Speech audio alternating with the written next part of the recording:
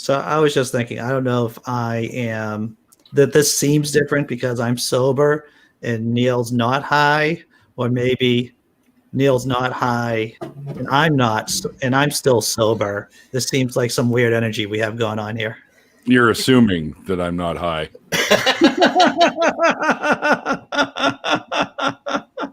Hello, everyone. This is the 13th episode of Atheists. My lucky number. Out loud. How about that, gentlemen? 13 Scary. times. It is scary. It is. Straight out of fucks to give. Nice. Very nice. Hail Sagan. I like it. I have a Hail Sagan shirt. But... Hail Sagan, nice. Yeah. Yeah. Very nice. Very nice. Yeah, don't you have? Aren't you an official card-carrying member of the temple now, Seamus? Yes, sir. Yes, Nice. sir. Oh, Came in this look week. at you go. Yeah. Look at you go. I can't believe I didn't do it already. It was like one of those things like, why haven't I done this, you know? So That's right. You yeah. can get It's like anal sex, you know. It's always you wanted to do it, you know, and you just don't know why you didn't do it, you know. I don't. Wow, this is like not even just barely a minute over into the show, and we're talking about anal. Very good. Two lows, two depths, maybe everyone. Within the first less than 5 minutes of the show. Aren't we supposed to wait till like 3 minutes or something before we start getting into topics like that, and then they won't demonetize you? Or Sorry. something? I've already given up on that. Sorry. Neil. Anyone who watches me regularly on Fuck you, Seamus. Yeah, exactly. It's always me that's holding everybody back. It's always me. You're not. That's not us, Seamus, who's saying that. That's your mom. Come on. So, coming up in a little bit, I'm doing a show over on the Tang channel. The what?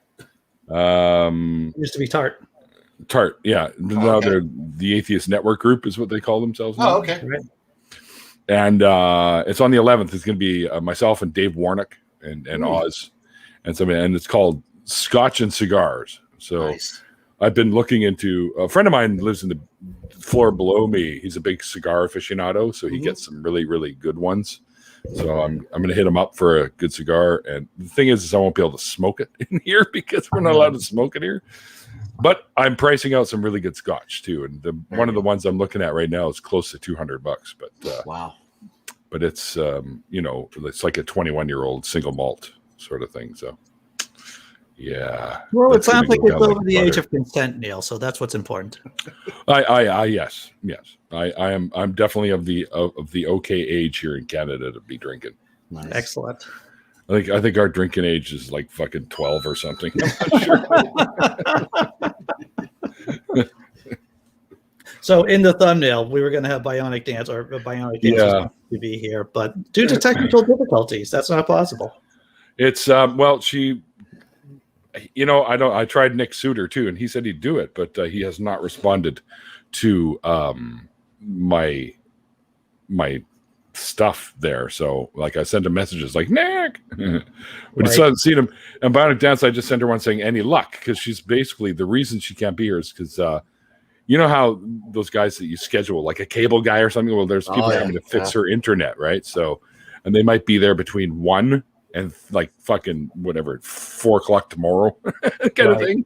So I said, well, if you have a chance and you can, like they get there and they fix it up and you're good to go, you can still jump in here. So we'll see what happens. But neither one of them has responded to my recent Twitter messages. Twitter, right? So we might be floating this boat on our own for a bit until one of them shows up with us. Well, I think we got our drinking pants on, so I think we can handle this. Yeah, I think so too. And go figure, it's episode 13 that this happens on, right? 13. Yeah, that's my lucky number, man. That's my lucky number. So, yeah, my parents were married on the 13th on a Friday too. Nice. Really? So, yep. 13 was always my jersey number in sports when I was. Mine too, man. That's awesome. Yeah. Well, I was able to pick. Well, yeah, because the first year I couldn't pick because some jack off had 13. So I picked number 10 because I was a big Ronnie Francis fan. So I thought maybe you liked Mookie Blaylock or something. No.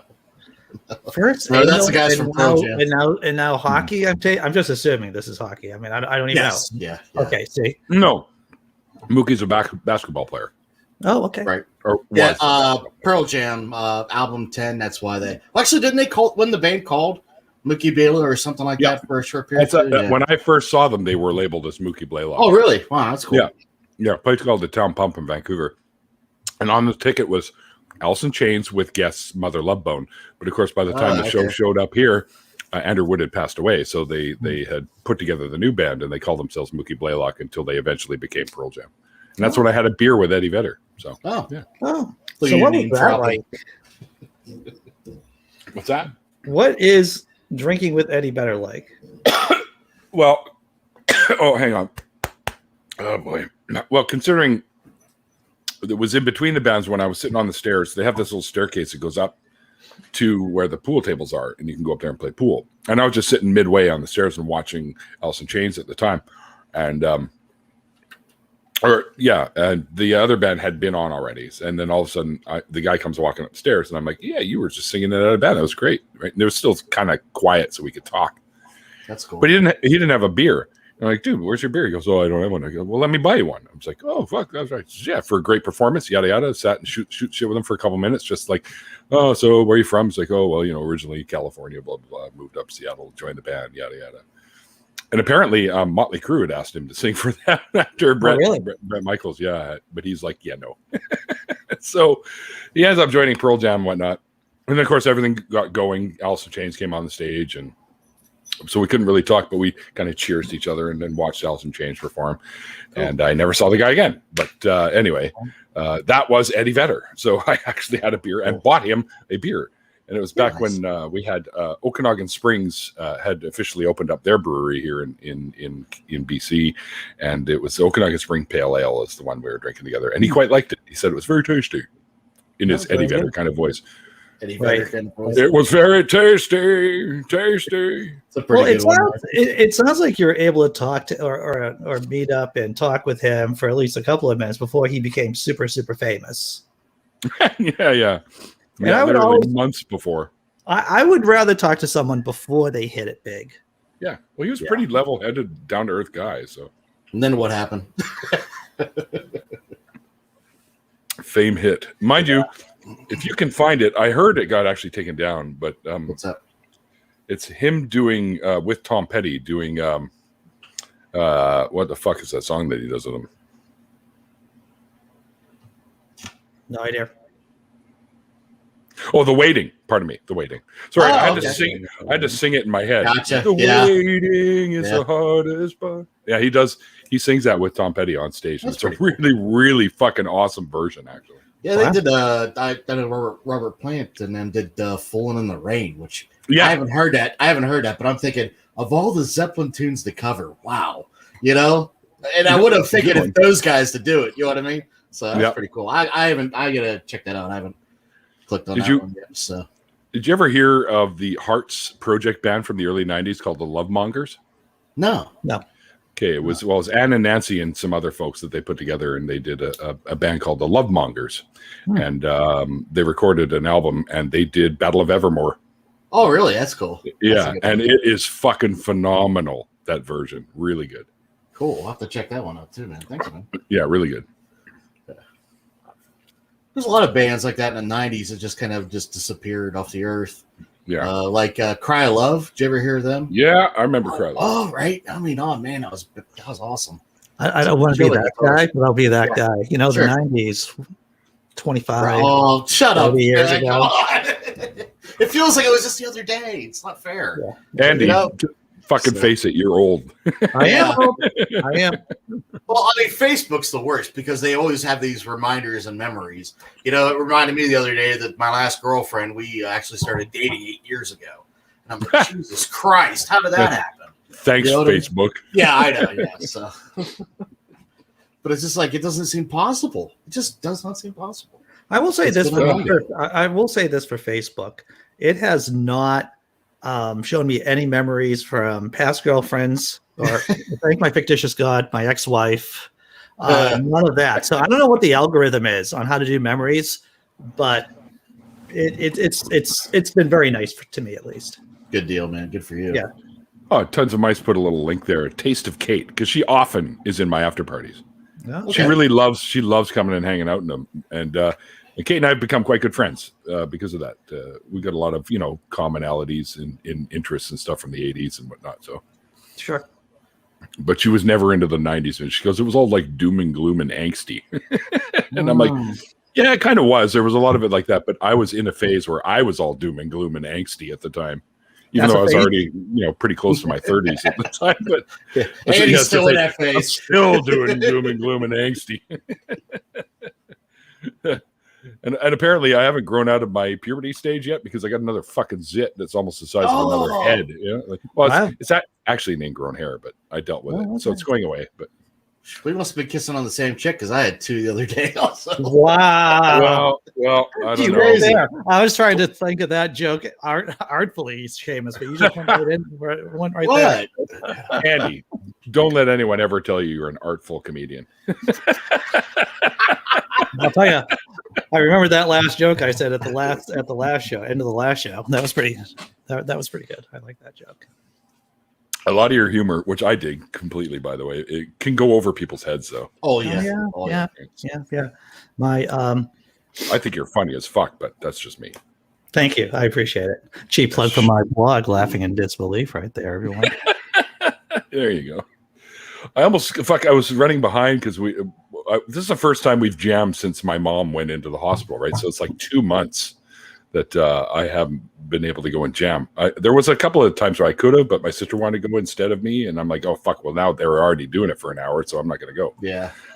But there's Nick. Hi, Nick. Nick, who we can't hear as usual because he always comes in here with no sound. Fucking rookie. Wow, brutal. I like the cats in the background. I just got to figure out which one's the right mic for this, and then get all that squared away. Hey, how's it going? Welcome to the show, Nick. Thank you. Well, now that I've got sound, of course, I think my wife's been trying to figure out where the mute button is on me for like 20 years now. She's like, is there a button I can push? You on stream, you don't mind shutting the fuck up with the right button. Why? Ooh, how's it going, everyone? Good. Doing okay so far. Just Seamus and Andy, just so you guys know, Nick can't drink because he has nerve damage issues, and so he can't drink alcohol. So he's going to be our designated streamer today. Cool. Yep. We'll just have to double up for him. That's all. Well, I think so. If you guys really care about me, you'll make sure that my fair share gets taken care of. Yeah, well, thanks for joining us, Nick. We're going to just kick your ass out of here now. Yes, thank you for showing up, Nick. If I'm going to jump into the deep end really fast, do you feel comfortable talking about the nerve damage? Is it sure? Sure. It's well, and it's I suppose it's a long story, but and the nerve damage certainly. So I used to drink quite heavily, actually. I mean, I could do a 2/3 of a bottle of the. I usually drink Suntory whiskey, and I could do 2/3 of a bottle of Suntory, which is 43%. I could do like 2/3 of a bottle a night, and then I'd take a night off, and then another night. So that's pretty serious drinking. And I had good ways around a hangover, and most people couldn't, and that was it. So I did that for a while. Now, I want to say now it's 3 years ago. I started getting tremors in my hands. Lost fine motor control, but intermittently lost both my gag reflex and the would paralyze my tongue, so I couldn't swallow. So I'd start to swallow something, food would get stuck there, and either could gag it up or swallow it. Started my blood pressure skyrocketed. It's always been low. It just went through the roof. So I started having to take and so we're getting all these symptoms. And so I've a year of testing, MRIs, the CAT scans, the whole 9 yards. They tested for, they did all the white matter tests. They ruled out all that stuff. So that's, they ruled out, I think, MS. They ruled out all these other things. Nobody could figure it out. I do have Ehlers-Danlos. Lupus. It's never lupus. It's never Neil. Lupus. Why are you wasting everybody's time? It's not lupus. Actually, they were thinking lupus for a while. Actually, I was just like, it can't be lupus. Please, it's not lupus. No, it's not lupus. And every time they come back and you do all these tests, and it's like completely normal across the board. And it's just like, you don't know whether to be happy or be like, because you still don't know what the hell's going on. And I had a neurologist. I should guess I can see the comments. I can't even see them right now. Check the comments, Andy. The girlfriend has posted something for you. She's very kind, my girlfriend. She is. So Yeah. So I ended up. They finally basically reached a clinical diagnosis of Ehlers-Danlos induced peripheral neuropathy, and by this point, I had permanently lost. I've lost about 30% of the vision in my left eye, and you can tell when it starts. So every now and then, it feels like somebody just throws Tabasco into my eyes, and you'll see me start to just blink like this, and I'm just trying to clear my eyes and get it so I can function. I also had to get it so I could call my wife blind. So if I was driving and my vision started to cut out, I could pull over. She could come get me. We only actually needed to even attempt to use that once.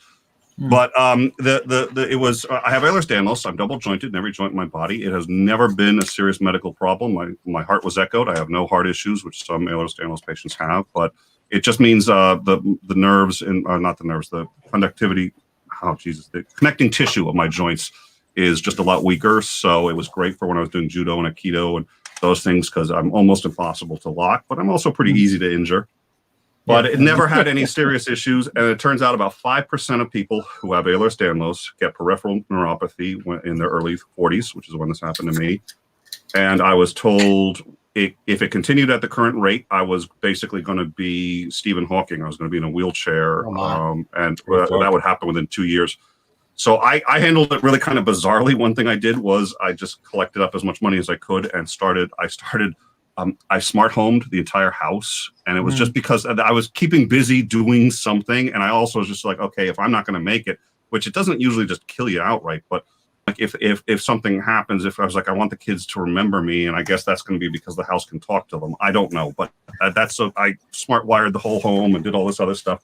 They also said it's wildly unpredictable and it can stop and sometimes even reverse at least a bit, which it did.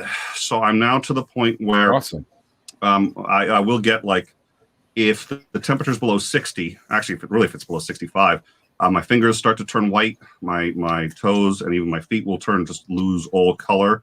I lose feeling in them. I'm always in at least some pain. That's one reason why I have this, is so I can get up and walk if I need to. And this has a 300-yard range, so it's like I could be outside checking the mail and still keep chatting. But so the pain's usually in the feet, the soles of the feet, sometimes the ankles. Every now and then I'll start get shooting nerve pain, all this other stuff. But we managed to go back enough where I don't even need to be on the gabapentin anymore. I was on both gabapentin and Mirapex. Is it Mirapex? Whatever, topiramate. Anyways. I was on those for a bit, but now I'm mostly off of all of that stuff. But I haven't gotten back. I got back some of the vision, but for right now, 30% of the vision is gone on this eye. Every now and then they cloud up and I can't see anything. And if I drink alcohol, even a glass, all the pain comes back at just like complete full. And I go to on the pain scale. I mean, right now I'm at a 2 right now. I mean, I'm aware, but it's not. I average about a 3 most days a week, where I'm just at a 3 on the pain scale. So it's sometimes a 4. I can function, and most people don't even realize. I was at an 8, a solid 8, just for weeks at a time. And if I have even a glass of alcohol, that's where I am. And I will eventually it'll roll back as days pass, but it will never go back to the same. My last few glasses of alcohol, I remember saying to myself, 1 glass will be fine. Try 1 glass, I'm in major pain, and 6 months later, not all that pain went away. So at this point, it's just because I have nerve damage, because alcohol actually attacks those nerves, it does permanent damage, even a glass. So I cannot drink. Wow. Well, we can drink for you. But I can watch others. I can make fun of others drinking, and I can be the designated streamer. So we're easy targets, Nick. So we are. Well, this is as opposed to I did get that confused once. Designated streaker on a stream once. But I won't make that mistake again. And the channel did eventually get the rights to broadcast back. So I mean, I think in the end it wasn't. So now you're part of the untrustworthy sober world. This is a family show. Well, it's not by choice. Although, frankly, on some ways, it's probably a good thing because I was drinking pretty heavily. But it is one of those things. Once or twice after that, if I have like a really bad day, and if I'm just getting really, really down, I get tempted to. It's very rare. I don't get tempted just out of And sometimes, even though I know it's going to hurt, and I know, but sometimes if you're really down and depressed, you're just sitting there going like, I don't care. In fact, I want it to. And the last 2 or 3 times I ever drank, I didn't drink much. It was only a couple of glasses. It was under those circumstances. And I was just like, okay, we've reached a point where it's had enough of an impact on my mental acuity, on my vision, on all these other things where, I mean, I feel more depressed afterwards because I say, look at what I've done to myself, right? So it's like, so that's it. It's not for any reason. I will not touch it. So that's sort of where I am. Well, that is a story, and thanks for sharing that. I appreciate that. No worries. Well, it's yeah. I mean, I don't talk about it all that often, but that's because people don't ask. It's yeah. Thanks, My Andy. name is Andy Hall. I ask intrusive questions. That's what I do. Andy, you had to like invite him on here and have him like bring us all down. What the hell? No. Well, I'll bring you down. It's not like listen. I got so much of it back that I thought I wouldn't. I am not in a serious amount of pain, just enough that it's like I'm aware of it, but it's sort of almost like mild tinnitus, mild tinnitus, where you're aware it's there, but you just keep doing your day. You're going to be fine. Yeah. So, and I wasn't supposed, and the prognosis of me in a wheelchair was supposed to be, that would have been now a year ago. And look at me, it's like, so it's like I lucked out. Nobody knows how or why it stopped. I do suspect stopping drinking may have helped, but I do this thing too, where like, I can actually do this again, which is, I twist this in my, this requires normally, and I've been able to do that, all my life, no problem. But obviously I couldn't do that for like a year and a half. And now it's like, oh my God, I can, and there are days when I can't, but maybe 5 days out of the year total. So it's I think there's a great story. I was just like, yay, I'm doing good. So don't touch alcohol. I'll be fine. Good for you, man. Thank you. The girlfriend asks, what does pot do for you, Nick, if anything? Oh, I used to smoke a lot in college. I smoked a lot. I smoked for some years after that. I gave it up in part just because I wanted to be able to function at a higher level, which I couldn't do when I was on it. I started CBD. Was recommended to me because even the high doses of gabapentin, I can show you. I still probably have my gabapentin, my things of gabapentin. I got these huge, like 3 or 4 huge things filled with gabapentin just for like a 1 month supply. And the gabapentin was having pretty negative side effects too. And somebody said CBD. And I said, no, that's just bullshit. And I tried CBD before for other pain. It's not, and especially not for nerve. What I didn't, I tried it for other pains, and they're like, it's different for nerve pain. I was like, bullshit. And then finally I tried it. I even have, if I can find because I've got one of the things, and I haven't used it in a very long time because I haven't needed to, which has been great. But that really worked. CBD worked, and vape worked much better even than, even than the gabapentin. Topiramate also worked better than the gabapentin, but the what worked best was, and so I had this. So this is what I was using. I was just using it really for the pain. So I really like this one, and most of you guys will recognize it. I mean, so that's it. But I haven't used this in at least a year, maybe 2. Keep it with me, and every now and then I think about using it, but I just haven't been in the level of pain, So, but it's great stuff. It works. It just fucking works. It does. There's a video around there, and of course, I'm not saying that it's like a legitimate one or anything, but as far as I know, it is of a guy who has Parkinson's, and he's just sitting on the couch, and he's like doing the whole, and then he lights up a joint, and he starts smoking the joint, and they do a time lapse sort of where they speed it up a little bit, but in about 15 or so minutes, he stops shaking, and he can get up and walk and stuff like that, right? So it does. It does work really well. They're doing this. They're doing a Sublime song in the chat now. Smoke 2 joints in the morning. Smoke 2 joints at night. Smoke 2 joints in the afternoon. All comes back to the 90s. Yeah. Well, let me. I usually do dinner, but tonight we've decided. So usually once a week I will do the real guy thing. What's that? Dominoes. Dominoes. Tonight is the Dominoes. I'm doing, but ever since I'm not a huge Dominoes fan until they started at least doing the Brooklyn style pizza. Okay, the really thin, and then they deliver it, and where I don't even have to go out. I don't have to. Just like, okay, you know what? Yep, we're doing this. So once a night, usually, or once a week, usually like on Saturday, or like a grocery night or something like that. It's like, who wants to? I'm too tired. So I forgot. I told the family I'd already order it, so I'm gonna do that right now. Cool. Oh, someone just showed up in the chat who I was thinking of asking to join us today if Nick couldn't, which is Simply Secular Dave.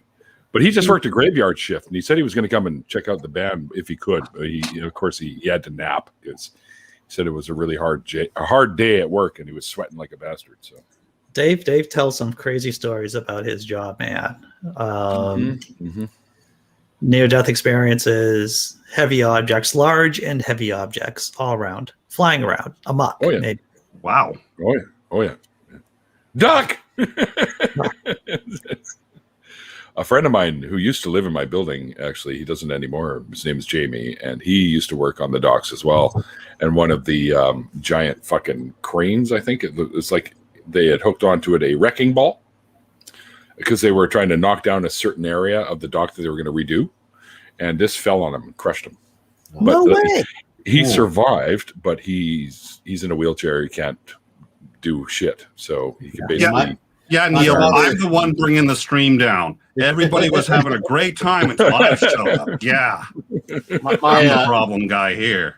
My father worked in steel mills. Actually, it's the same steel mill that's in Deer Hunter, Weirton Steel. And when he was there, one of the crane operators apparently didn't see him. There's a whole can of worms to that story. But I forget what he was carrying. I don't think it was quite a full coil of steel. But it was something he was trying to move from one place to the other, and he ended up smacking into my dad and fucking up his back. So he's had, I think, 4 major back surgeries. He only has like 1 full disc in his back left. So fortunately for him, though, he's still gets up and about, and, So knock on wood, man. Yeah. So okay, here we go. Okay. So It's Andy's turn to bring it down now. You sorry, what? I wait. I wait. I wait. Like a lurch. Well, the girlfriend had a question for Nick. Do you use the smart house to order Dominoes? I haven't done it. You can set that up. Maybe I should. Don't tempt. Do not tempt me. But okay. Echo, turn off all the office lights.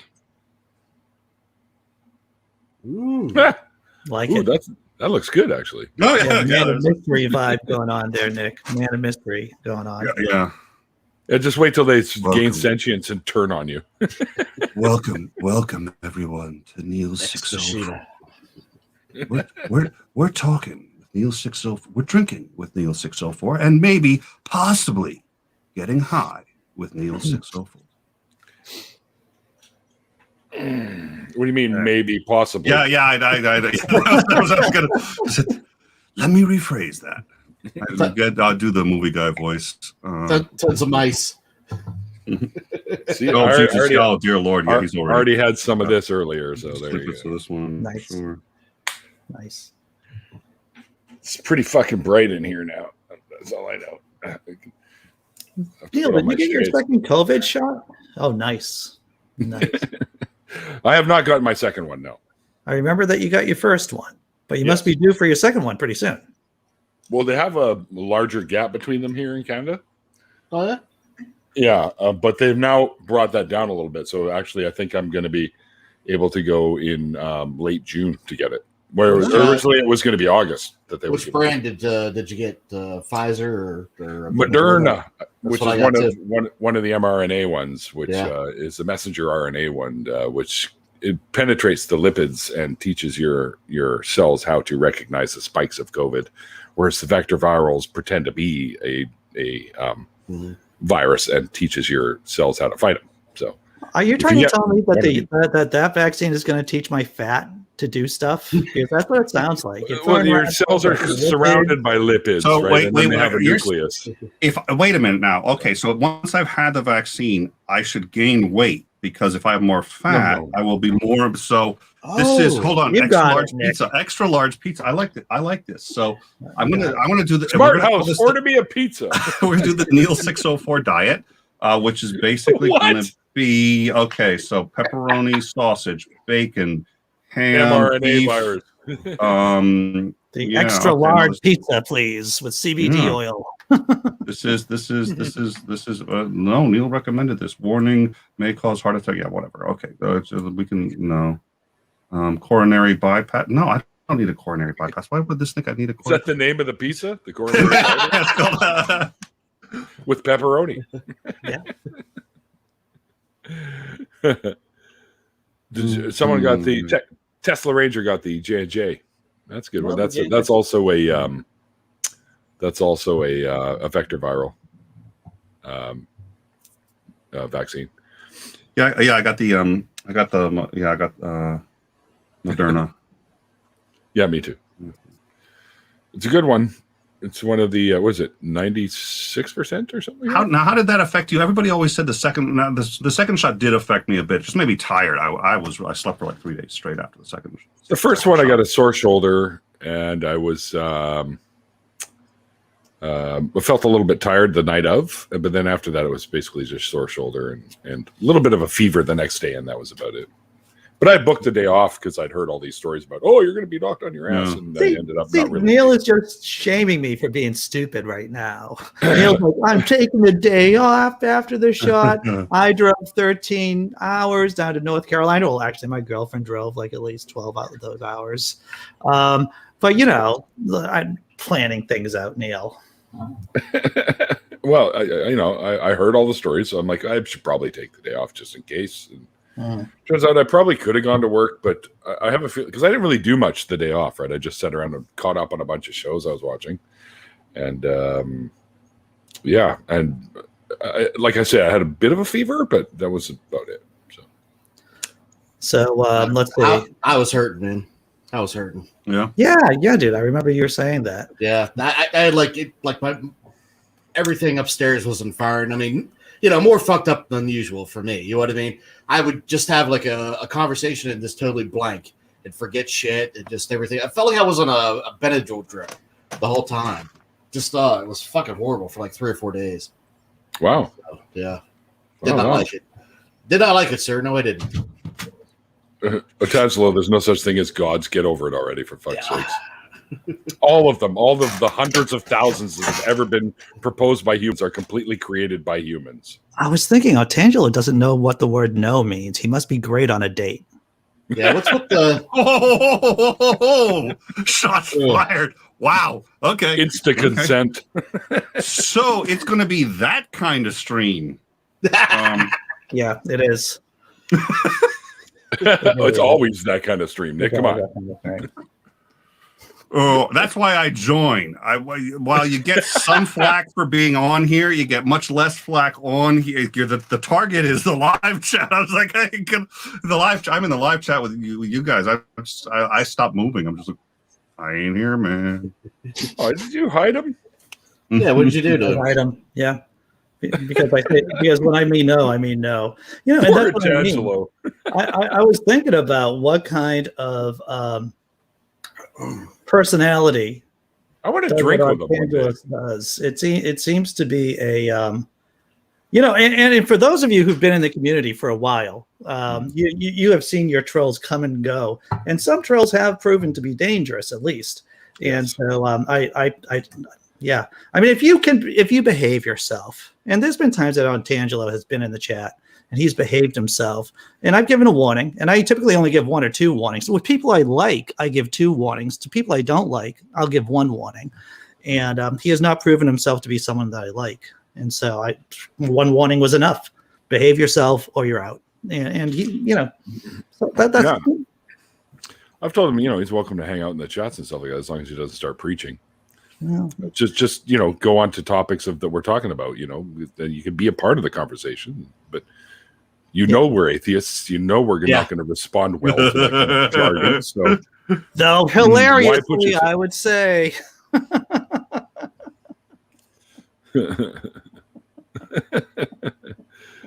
Yeah, and Dave's got it. He says it does say drinking and out loud in the title. Yeah. Okay. What did you think was going to happen, Nick? Remember, you're the one that was going to poke fun at us for drinking. So who do we have here? Who's the gang of villains that we have here? If you're just tuning in, you have Seamus from the Free Thought Prophet, a fucking savage show, a savage show to fucking begin with. Neil, I think is the nicest one out of the three of us, to tell you the truth. Yeah, I'm going to be wearing glasses when I meet him. Is all I have to say about the matter. But wait, what the hell does that mean? What does that mean? That means I like having both eyeballs in my head. Oh, Neil. Yeah. That's what it means, Mr. Nice Guy, knife wound here, or wherever you got it, Mr. Yeah, he's nice. That's what he tells you to say. He says that. So is he right next to you holding a very nice stiletto right in your ear? Why don't you tell him all about me? Well, you never mistake kindness for weakness. That's the way. This is true. No, that's true. I don't have a stiletto, but I am armed with these. I do have my sharpened batarangs. So. Oh, nice. They're sharp. Yeah. Okay. Oh yeah. Neil is the nicest guy you've ever met. I don't have a negative thing to say about Neil. I don't. So you don't really know him? No, I'm just kidding. The tone just changed slightly when I realized it's the sharpened batarang, and I don't know what the radius is on that thing. I mean, he could, for all I know, it's like artillery. He could just okay, Nick's like 16 degrees south, 18. Yeah, and all of a sudden, I don't know through the window. Yeah, it's just like. Well, in reality, his day is he works in the Batcave for Batman, making all of his gadgets. I'm the real Lucius. He's Whistler. Yeah. Yes. No, they're not homemade, Ranger. I purchased these online, but I have a friend who has a shop, and he got to sharpen them for me. It comes in a package of 3. Oh. With a little belt loop thingy, so you can actually wear it out there, and if anyone pisses you off. Yeah, so in case you don't kill the guy with the first one, you got 2 more. Right, exactly. Then you go up, grab all 3 back, and then throw them at him again, like he's a dart just pull him out of the forehead. It's just stuck right there. Like, oh, excuse me, hold on. Give that one another shot. Oh, you guys, this is so funny. I've only had one so far, but I just went to take a sip of my fresh second one and didn't open it. Oh, dear. Yeah, you've only had one. This is the driest beer ever. Low calorie though, low calorie, Neil. Yeah, I should really watch that. I've got the. They say 6-packs. Well, I've got a keg. That's it. Right. And my brother said something like that to his.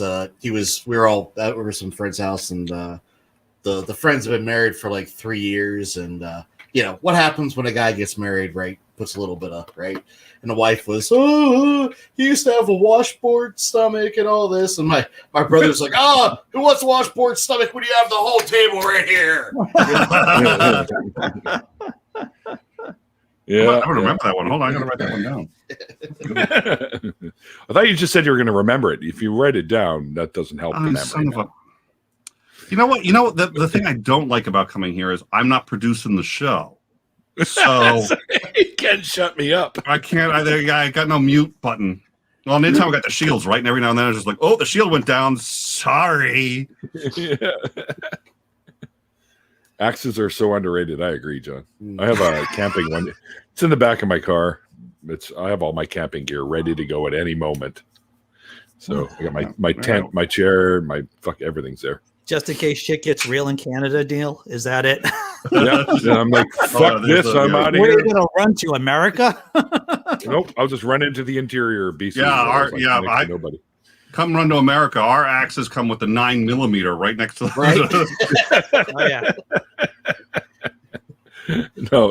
No. I have some throwing ones too. They're over at my dad's place up in Summerland. So yeah, I should. I got to turn the lights back on.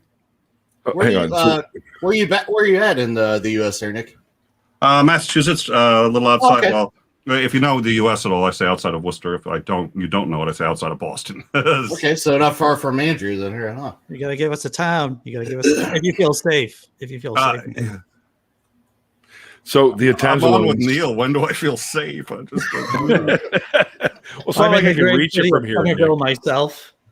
just outside of Worcester. Well, it's not like listen, I use my real name, so it's not like people can't figure out where we're going.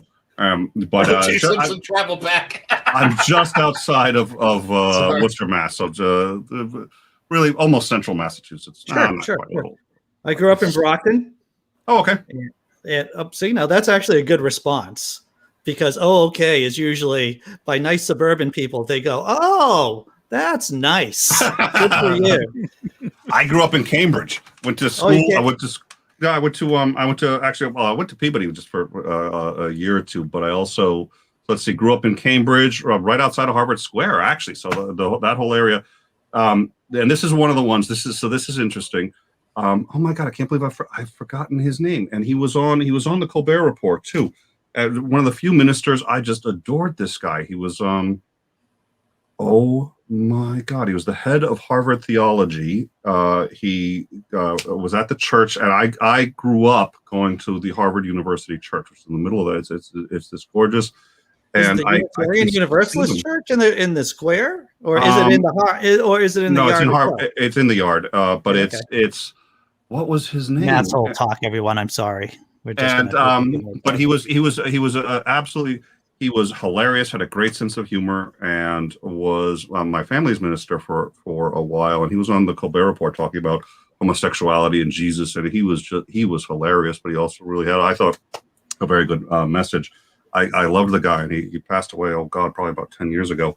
But it really challenged a lot of things. Now, I mean, don't get me wrong. I'm still an atheist. I'm still an anti-theist. Right. But he really did challenge a lot of conservative views on, and he wouldn't say that Jesus was okay with marriage, but he said, listen, what Jesus would say is, how's your marriage doing? If you're going to go out and say that gay people can't get married, why don't you tell me how your marriage is doing first? And then, then we could talk about that. I was just like, oh, Gomes, Reverend Gomes. Gomes, right. Yeah. So, he was, I love that guy, but, he was my family's minister for a while. Growing up, I of course didn't have a choice about it. He was always very good about the fact that I made it crystal clear. I was just like, listen, you guys can say and do all the things you want, but and I was actually still a bit of a deist. I was definitely a deist, or maybe even a Christian deist, if that makes any sense. But I certainly didn't. It's like the Bible. No, really, Peter. We're going to talk the Bible. he was a great sport about it. I think there is a flavor of Christian deism where God is really just the ground of being, but somehow Jesus is in there too. And there's definitely a flavor of liberal Christianity where it's definitely deism, but somehow they're able to cram in Jesus. I don't really understand it, but religion doesn't make any real sense to begin with anyway. Well, the new one that they do that I find interesting is the is using any of the prime mover, any of the Aquinas arguments. So Aquinas is Quince Vitae, any of the 5 arguments that he used. And I keep hearing him, no, this isn't that. And then I hear it's a prime mover. It's like, but it's a fucking prime mover argument. It's the same goddamn thing. But at any rate, using any of those, and the idea is we're just going to say there was a starter because there had to be, and we'll call that starter God. I was like, yeah, no, you'll call that starter God, capital G, first of all. I noticed. So we're about to shoehorn in. But the idea is they do much better. The argument would do better if they just said we're going to call that prime mover. We're just going to put a placeholder for our ignorance and call it God. That's what we're going to do. That's the prime mover argument, right? Is that the prime mover argument? Are you sure? That sounds like a gaps argument to me, and I've never heard a gaps argument for religion except for all of them. But except for all of them. No, that's I built a website, the Humanist Codex, and the central. It's a repository of atheist arguments, apologetics, and sort of the history of where they come from, but also just find like 2 paragraphs on this is how you counter it. This is what it's saying. All well, that's fantastic. Hey, could you put the link out for that? Well, I can do that. I hope I haven't done it in a while because I've been doing a YouTube channel and that's been taking up all my time. But that's fantastic. Let me get that. But one of the things that I decided I wanted to start with on this was the idea that just two points. Here you go. One. God putty. God putty. You can use that to fill in all the gaps. Is that God like potty? No, putty. Putty. Putty. Yep. It says used by theists to fill in gaps and holes, used instead of logic and reason. God did it. You know, we did go over this earlier, Aunt, is that Bionic Dance has technical issues. Yes. Yes. Beyond their control. Beyond their control. Well, you know what? I am also kind of grateful because, Neil said that we'd have to do some sort of dancing because she was going to be on here. So, I didn't want to embarrass myself anymore than I usually do. So, Okay, so I'm going to drop the link. So I have two arguments. One, that a gaps argument is the single most employed argument in all of human discourse, and simultaneously also thus the most refuted argument in all of human discourse. And then my second point is that there is not a single religious argument that does not reduce by some reducto to a gaps argument. Amen. Those are my two premises. And so what I do is, and there are a lot of other great arguments that people can make, but I basically, for me, gaps. Is it a gaps argument, and can I reduce it to a gaps argument? If it reduces to a gaps argument, we are done. And the reason is, well, I cannot disprove a gaps argument. Single most employed in human discourse over the course of basically 6,000 years, which is how long we've had language, and it's always failed. I think that's enough to say I don't have to believe in it. I'm just saying. Cryptomaria wants to know if they can be a drunk Christian. Yeah, of course. Why people behave themselves? Whether Christian, deist. God made rum so yummy. No, God didn't. God did make rum yummy. That's what God did. Yeah. Yeah. Who the hell did invent rum? The Brits. You know what Winston Churchill said about the British Navy, famously, is that it ran on three things: rum, the lash, and sodomy. Oh, Jesus Christ. Winston Churchill, look it up. Lord of the Admiralty during World War I, everyone. Someone said Darth is coming. Is he choking himself while he's doing it? I didn't even Wow. Tough but fair. I dropped the link on the internal because I don't have so I just figured I'll drop the link there, and if somebody wants to over in the private chat. Yeah. So that's it's the Atheist Codex and all the arguments, and it's just basically every argument, and you can sort by and then it's also got like evidence. So if somebody says, hey, we've never completed ambiogenesis, there's no such thing as ambiogenesis, it's like, oh, wait a minute, here are all the experiments and here are all the articles on ambiogenesis. So you look up ambiogenesis, poof, it's just resources, and it's designed with anti-theism in mind. So it's not like all this garbage. It's like, here's just the facts, here's the evidence, you can present it any way you want to, but this is what we know, this is what we have. Enjoy. Yeah. Well, the argument about life coming from non-life, ambiogenesis, right? It's like saying stuff coming from stuff. Yes, more complicated stuff comes from less complicated stuff sometimes. And that's all ambiogenesis is. When you consider that people are just like wet robots, that's not really a problem. Yep. As he opens up this beer. So Christy Santiago's in the chat. She just showed up. And she says, I get here and we're already talking about sodomy. Well, we knew she was coming, so we just sort of like we wanted. I was going to say, so we wanted to get warmed up, but I just realized that could really be taken the wrong way. And are we worried about monetization on this stream? And if so, just I already fucked that up a long time ago, man. All right, perfect. The ad revenue is never worth it, and I'd rather have people who are actually fans watching it. That's started with sodomy. Hi, Christy. Welcome to hanging out in the chat. I was not going to come. I really did not want to come. And then Neil said sodomy is the first thing on the table to talk. I was like, I'm there. I was like, dude, trying to keep me away. Well, I heard shake him off with a stick. He's like, hey, back up. With the proper meditation, I think sodomy's on the table. That's what I think. Sure, well. Or on the sawhorse. It depends on the kind of. It depends on the environment and because sawhorse. If leather's involved, okay. I may be off topic here, so I think I may have said a little too much. Let me rein that back in. I don't even have the alcohol as an excuse at this point. So, but when no, Neil said he'd have knives in the shape of Batman, and I was just like, I'm there. Sodomy, knives. This is my jam. Batarangs, sodomy, booze. What else could you want? Right? That's a Saturday night.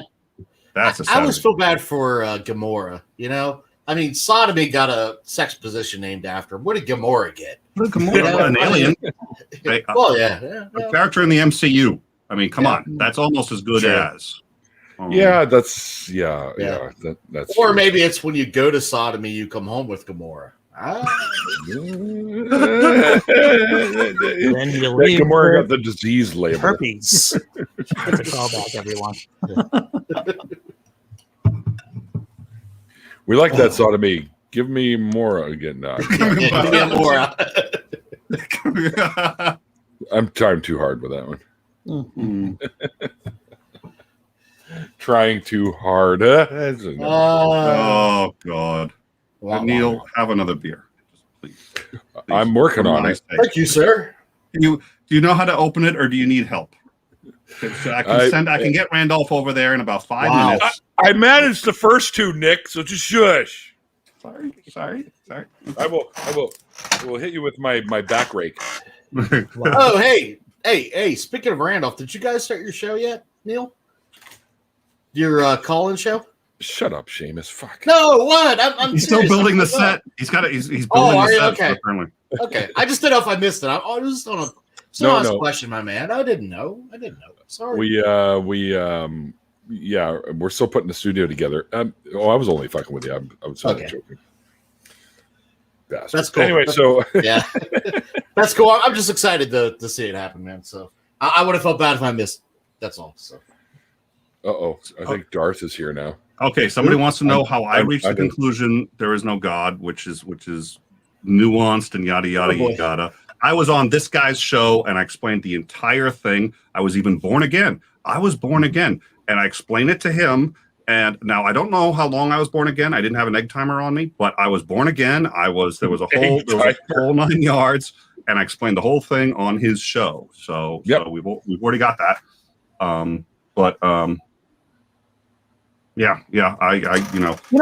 Calling evangelicals walking, talking abortions would actually be doing a disservice to walking, talking abortions, to fucking tell you the truth. How does an abortion walk and talk? I would love to know that one. You have not been to the States, my friend. Yeah. You don't speak for all of it. Whoa. Okay, let's back this up. That guy does not speak for all Americans. I'm just saying right now. When he talks about this, I have no idea what he's talking about, and I am completely disassociating myself from whatever it is he's talking about. Well, if you want to know how I concluded there was no God, it's pretty fucking simple when there's just no evidence for one. So why the hell would I think that they are? And I looked at it this way. I'm like, fuck, how many, you study all the different religions and all these different deities out there, deities that, people proposed were true. And like, well, how come, there was a time when, they were walking around with the people. Then when people realized that they weren't actually walking around with the people, that they were somewhere in the woods. Well, then we went into the woods and didn't find any there. Well, no, they're up on mountains. Well, then we finally got up on the top of mountains and there were none there. Oh, well, they're up in the sky. Well, then we got up in the sky and there were none there. Oh, well, now they're everywhere. It's like, what? Yeah. Fuck off. Yeah. I'll say this for me. I'm one of those atheists who would rather there was one. I really do. And when people sit there and say, sure, well, atheists don't want there to be a God. I was like, you know what? How is it that you've been unable to convince me there is one when I'm on your side? I would like there to be one. I'd like to be able to say I'm going to see my girls in the If there's evidence and it's sure. convincing, I'm on board, right? Because it would make life a lot easier. Yeah, but I mean, you're also talking about two different things, though, right? Because you can believe in an afterlife and not have a God, right? Those are two different things, right? I would love to have an afterlife too. I'd love to be able to see my grandparents again. My parents are both, it's, I'm on the, the edge within the next 5 years, probably going to lose both of them or one of them, but that scares me to death. I don't want to lose them, but Tesla life. Ranger just put a quote in the comments there, or put a comment in the comments. And every time, I love that episode, the Devil's Due, where they come up to a planet and this alien being is pretending to be a deity for this planet. They expose her and all that. It's great. It's great. It's a good one. Is that the class? Is that Next Generation? Next Generation. Yeah. Yes. Yeah. That was a great episode. That was a great. It was a good episode. Those Sorry are to one of my interrupt you, favorite Nick. ones, right? I didn't mean to interrupt No, you, but I'm just, yeah, I wish that there was that portion of it. But I mean, as far as a deity, I don't think I really need a deity. Definitely not the God of the Bible. I mean, what a piece of shit that guy is, you know? I think the Calvinists have it close. Yes and no. If God exists, he's a bastard. That's what he is. Yeah. Yep. I like the Lovecraft version, actually. No, you guys are complicating this so bad. No, none of that's true. And you know how I know? Because people choose their God. So when I'm talking to other atheists and I talk about this, I say, can you imagine a God that whatever you they want him to be? Exactly. Yeah. So the gods that you're thinking about are a bastard, but nobody believes in that God, because if you're in the Catholic Church and you say, wow, a God that could allow priests to do this is an asshole, I'm going to switch and become something else. And so what happens is people choose the God they want. So when you sit there and say God's a bastard, no, you're straw manning God, because you can pick anyone you want. And if you could pick anyone you want and have him be real, which is what every theist already does, whether it's conscious or not. So what I say to an atheist is, imagine what God you would want to exist, because that's already what the theists do, is they already have this guy in their head and they're looking for a religion that fits that. I'll answer that about Reformed Judaism. Is that I could feel that one. Oh yeah, being an ex-Reformed Jew. Okay, go ahead. It's fucking garbage. Tell me more. Tell me more. What's your real opinion, though? I mean, that seems there's I hear nuance in that. There's a lot of nuance in that. I mean, Judaism, if you really think about today's modern Jews, unless they're Orthodox or Hasidic, most of them don't actually think that a God exists. They're just traditionalists. They do all the holidays. They do the traditional stuff. And that's pretty much, I mean, my folks do still sort of think that there's some form of a higher power, which I'm working on my mom. Don't worry. But my sister is actually quite religious. She married a guy who is a, I guess you could say part-time rabbi, and they still believe.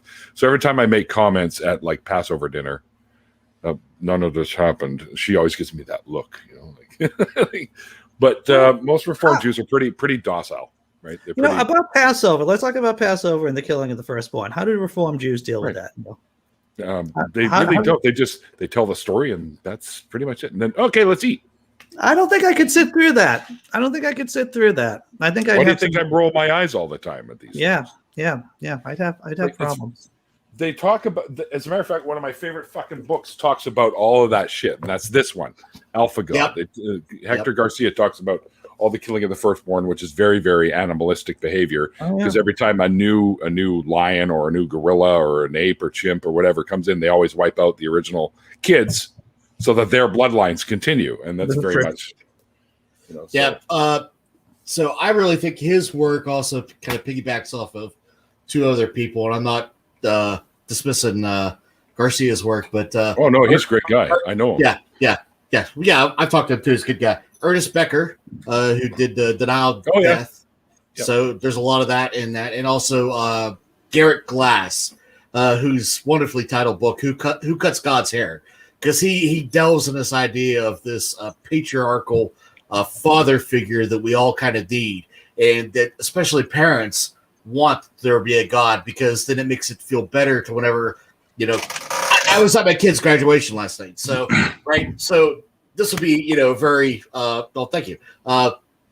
Relevant if I was still a believer, because then I'd be like, oh, well, I know whenever my child goes to school, in college, God will be watching over him, another parent figure. It's like a paternity thing, it delves in all those things. And, Garcia really did a good job of kind of like tying all that together and making this into a really neat thesis. So, both those other books are really worth looking into for definitely. This, so definitely. I do want to point out that in terms of Reformed Judaism, I know that Greg Epstein, who Nick might know, who was part of the Harvard Hub here in Cambridge. I know who Greg is. Who's okay. Most people, a lot of people within the community know him or know him personally. And he came from a Jewish background. And I think he might call, I don't know. Greg's not here. I can't speak for him.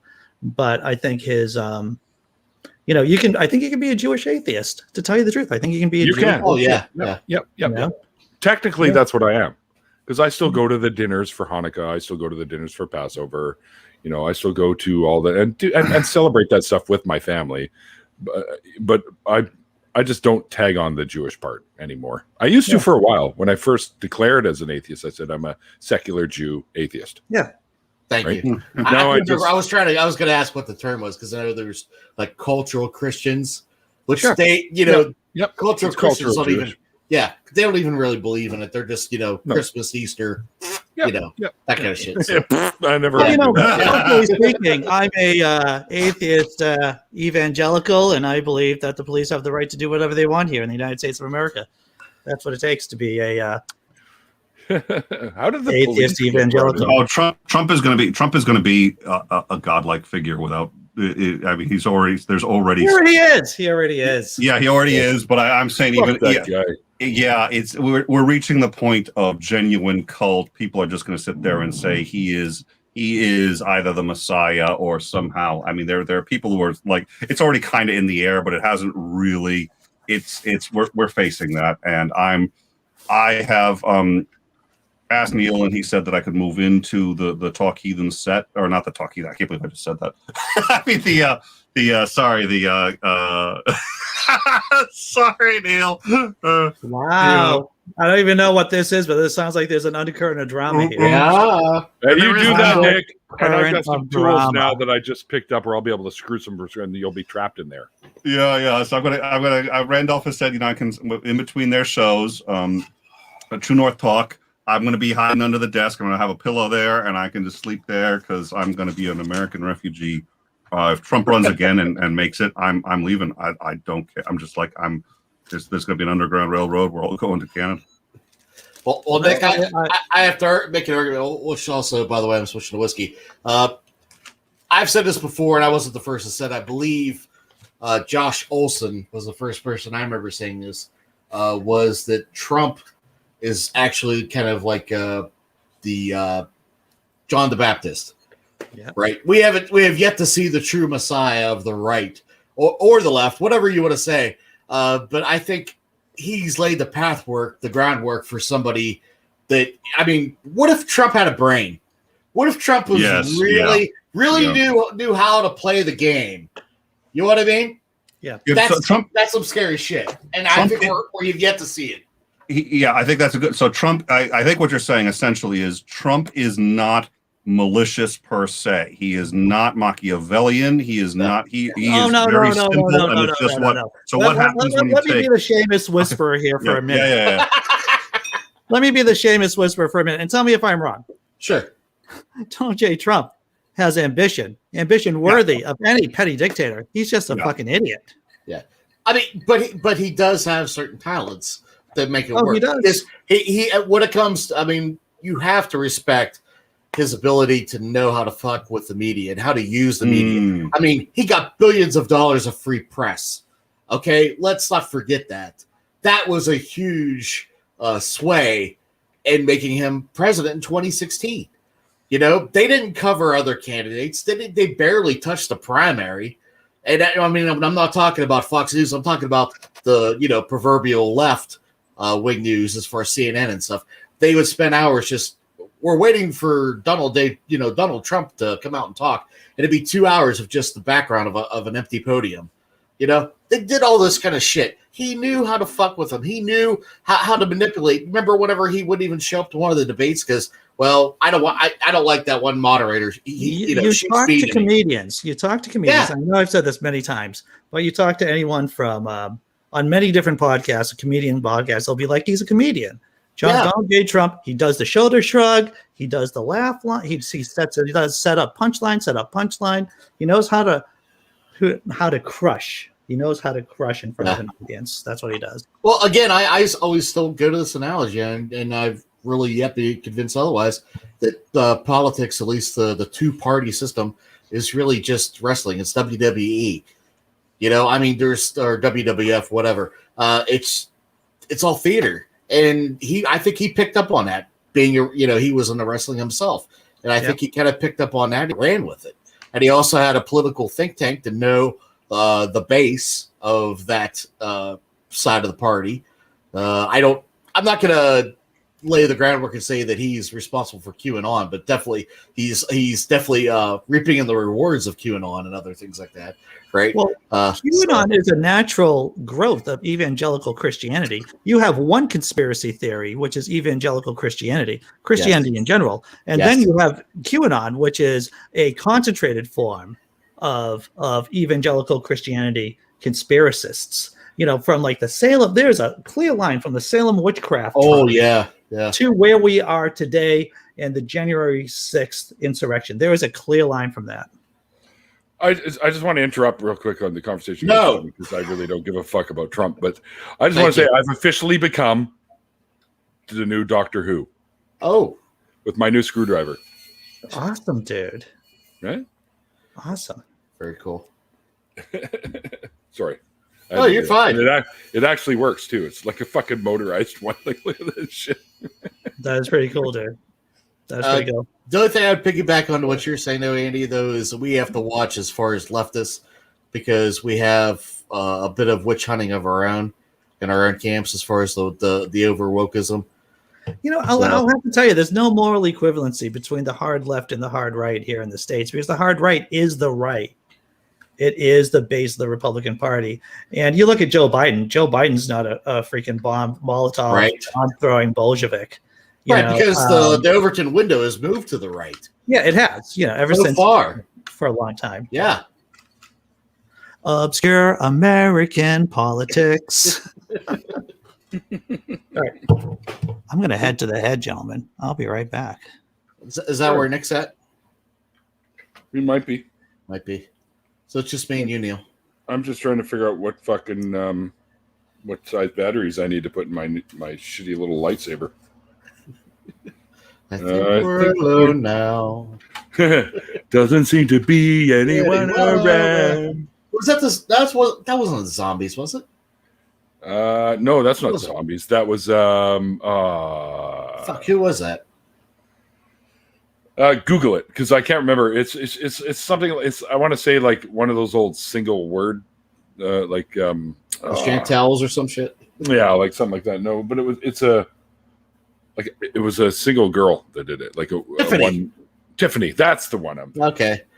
She actually, when I worked at Domo Gas downtown Vancouver, she pulled in a limo one night when I was working there, and she was a fucking bitch. That's all I can tell you.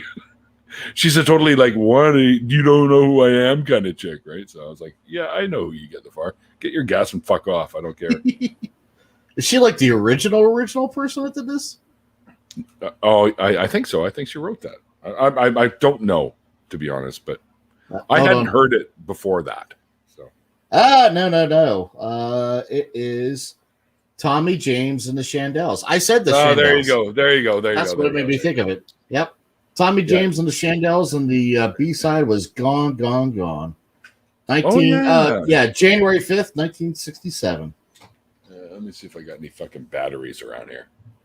Other than the ones that I just put in my fucking screwdriver. Right. Wow, phone's going ape shit. You're a very popular person, Neil. No, it's my work phone. It stays silent for a long time, and all of a sudden, Batman's in trouble. Is there an emergency with the chemistry, Neil? Is there an emergency with the chemistry, sir? No, because it's all the latest YouTube. Because it's now 3, right? So it's just after 3. So every fucking YouTube channel that I subscribe to just popped up on my work phone as going live. Oh, pardon me, geez. So what we need to do, Andy, is click our shows live right now and see if Neil subscribed. I'm already subscribed, so what are you fucking talking about? Mm-hmm. Neil's a soldier. He likes subscribes. Yeah, participates, shows up.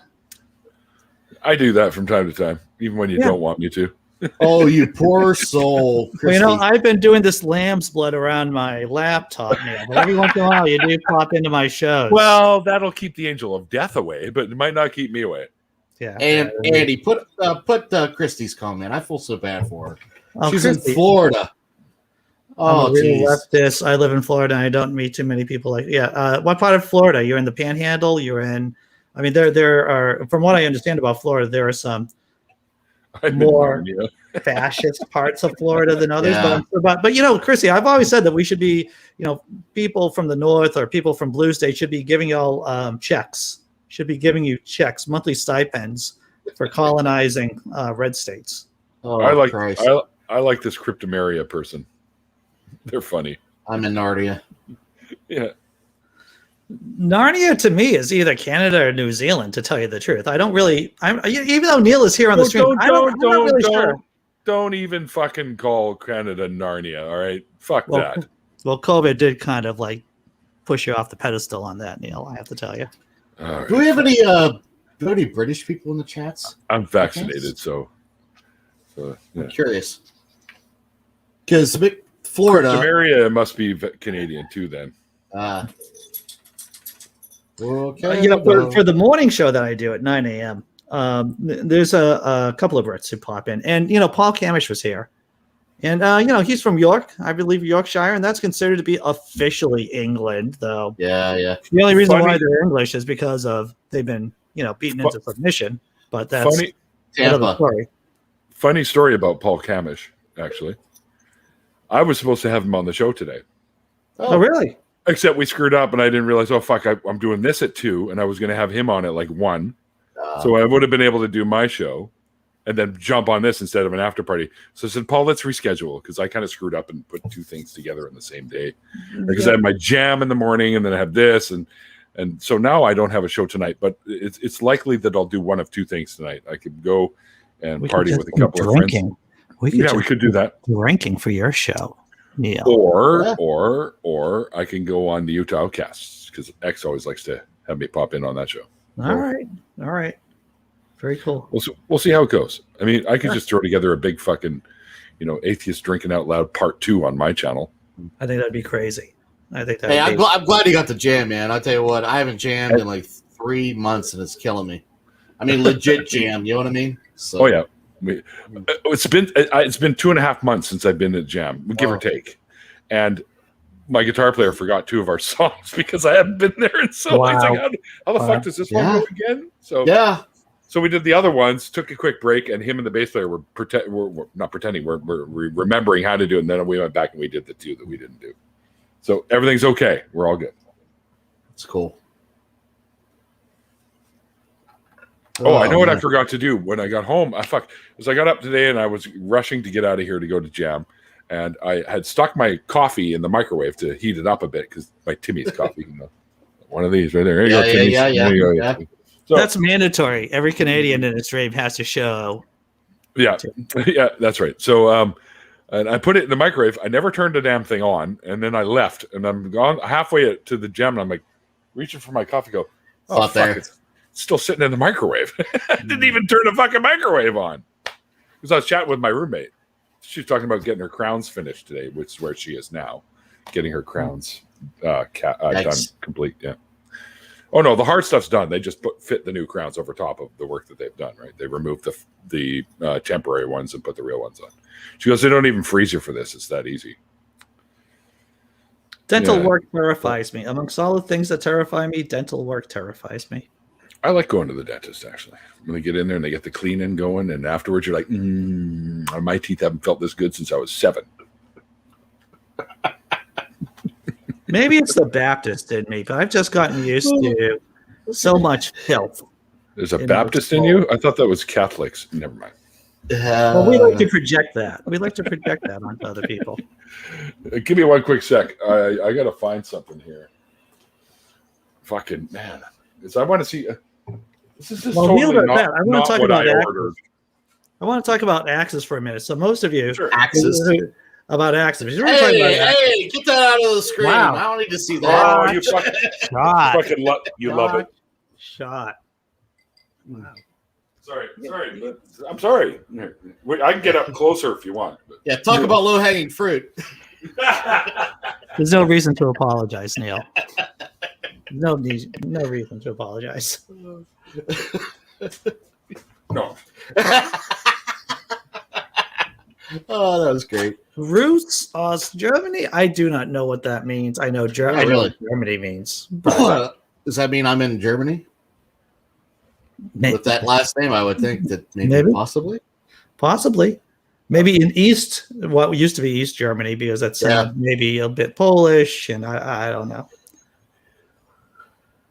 So we're going to talk about now there, Andrew. So, dude, what have you been up to? How's your job going? How's your life going? Well, like I said, my kid graduated yesterday, so that is fantastic. Well, you know what? I do have a small beef. So, it's not post-COVID yet, but we're all together, and half the people are wearing masks, half the people aren't, right? And we're all stuck in this gymnasium, and I love my kid, and I'm so grateful to see him graduate. But at the same time, I don't want to be there. I don't like this kind of stuff. I am more about the circumstance, less of the pomp. If you get my drift, right? I hear what you're saying. And I'm just like, halfway through, I'm like, these motherfuckers, these other fucking parents, why do they have to name their kids these fucking long ass fucking names? It's like, now Andrew Bartholomew Thurston Jeffrey the Third. Jesus Christ, I don't fucking care. Just, what am I the only one that had brevity in mind when I named my child? You're getting into my drinking time, guys. What the fuck is wrong with you? I could be in the parking lot by now, but instead we're just out getting on the K's. What the fuck? 2 point. Brevity is the soul of wit. I'll say that. Mm-hmm. That's not original, obviously. And 2, there's a certain invention called flask technology. I should have. Flask technology could save you. It'll save you better than Jesus. I'll say that. That's for sure. Well, afterwards we went to a proper grill that had some good booze. So my son got to drive home. I will leave it at that. So okay, I got to partake and celebrate, even though he can't. So But so what you guys? What's his plans post college? I mean, post high school. He's going to go to the University of Pittsburgh for bioengineering and a track to med school. So excellent. Yep. There we go. So. And that's why I don't like Nick. Oh shit! Yeah. That's at the wrong time. Yeah. So no, I was expecting it's a long line of just join the club. So Neil, I need your address. So if you could just send that just to explain vis-a-vis. So I guess I told my wife that you said I had to get fatter if I'm going to fight off COVID, and she said she wants her address. She said she wants my address. Yeah, because you're the one who told me to get fatter for COVID. She's got a PhD in biochemistry, so she may also have a few things to say. And by the way, she's been working on splicing the Y chromosome out of the species. I try not to take that too personally, but that is one of her pet hobbies. So she wanted to know where you live.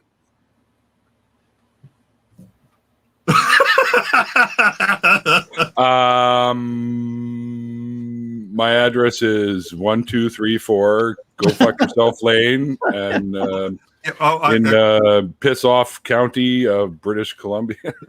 See, now, if you only knew Davis's address, you could have given her that. If only.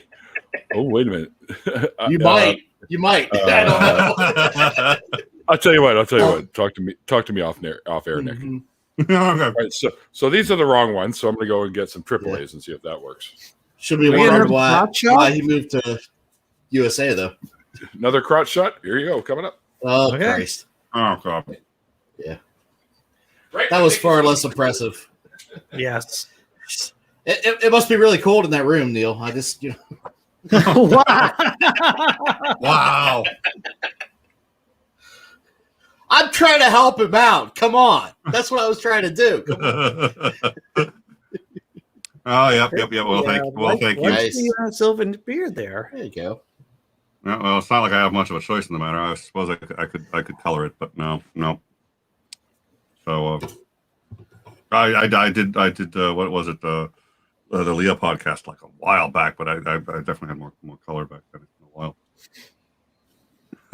So, but thank you, made my night. Oh, you're not an attention getter like Matt Dillahunty. You're not gonna color it like pink or red or anything like that. Did Dillahunty do that? I didn't even know. Yeah, a long time ago. Oh dear Lord. No, Tell us about your real do, feelings about Dillahunty. No. That'll really bring it all down. I do stream with my nails done every now and then. And that's actually caused controversy on occasion. People are like, why are you doing your nails? It's like, you know what? I've got a 10-year-old, and she's just like, Daddy, would you mind? And I was just like, yeah, sure. You know, and I'll stream and shit. She just gets like, I'm allowed to listen to Daddy's streams? Like, oh, I don't have to. I can hear you through the door. I was like, oh, fuck. That is kind of good parenting, though. That is definitely it is. Daddy, what does cocksucker mean? I was like, no, okay, you know what? Okay, we're gonna have to. The soundproofing's gonna need to be improved. I think this is a discussion for a future date. Yeah. With your mother. This is not daddy time discussion. Yeah. Of course, I like to play games with them, so I'll do the Witcher and stuff like that. But it's always you got to be a little careful because she's like, Daddy, why is Yennefer splayed out like that on the unicorn? And I was just like, you know, there's got to be a better way to say I don't want to see those kinds of scenes. But I love that screwdriver. Oh, nice. Just take care of that for you, and it's my Doctor Who screwdriver. And there's my lightsaber. Wow, it's red. Well, obviously Neil's a Sith. Come on. Yeah. And it makes weird noises, and I don't know why. What's your Sith name, Neil? Or is Neil your Sith name? Darth Douchebag. Darth Douchebag. This is cheesy as fuck. Who would have thought? That's it. I'm bucking up for the good ones. Yeah. They got the ones. Have you guys seen Disney? The true lightsaber? Have you seen the true lightsabers that have been produced? No. The ones that are with the plasma? Plasma, yes. They can cut through steel doors and shit like that. What is this? I've never even heard of this. Yeah. Oh, yeah, buddy. Oh, yeah. What's the name of their channel? Bringing It Into Reality or something like that, I think is the name of the channel. Something like that. Yeah, there's been a couple of generations of the lightsaber. I'm gonna have to Google that.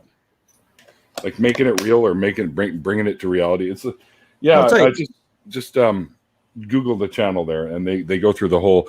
But the one that they develop on that show is more steampunky looking. Like they got it all designed like steampunky. Yeah. It is really cool. Right, because supposedly, if I was going to go into Star Wars lore, before the actual lightsaber, there was I guess a kit and a rod that would turn into super hot kind of substance, and so this is just a lightsaber. The lightsaber has evolved over time into what we have now. I remember the first guy who had the brilliant idea of taking an old flashlight and putting a plastic tube over it, like way back when Star Wars first came out, the original one. And he said, "Fuck, we can make a mint off of this." And sure as shit, he did. They just redesigned it so it wasn't like so it didn't really look like a flashlight, but he had this colored tubes on there, and he pressed them on like a flashlight, and away you go.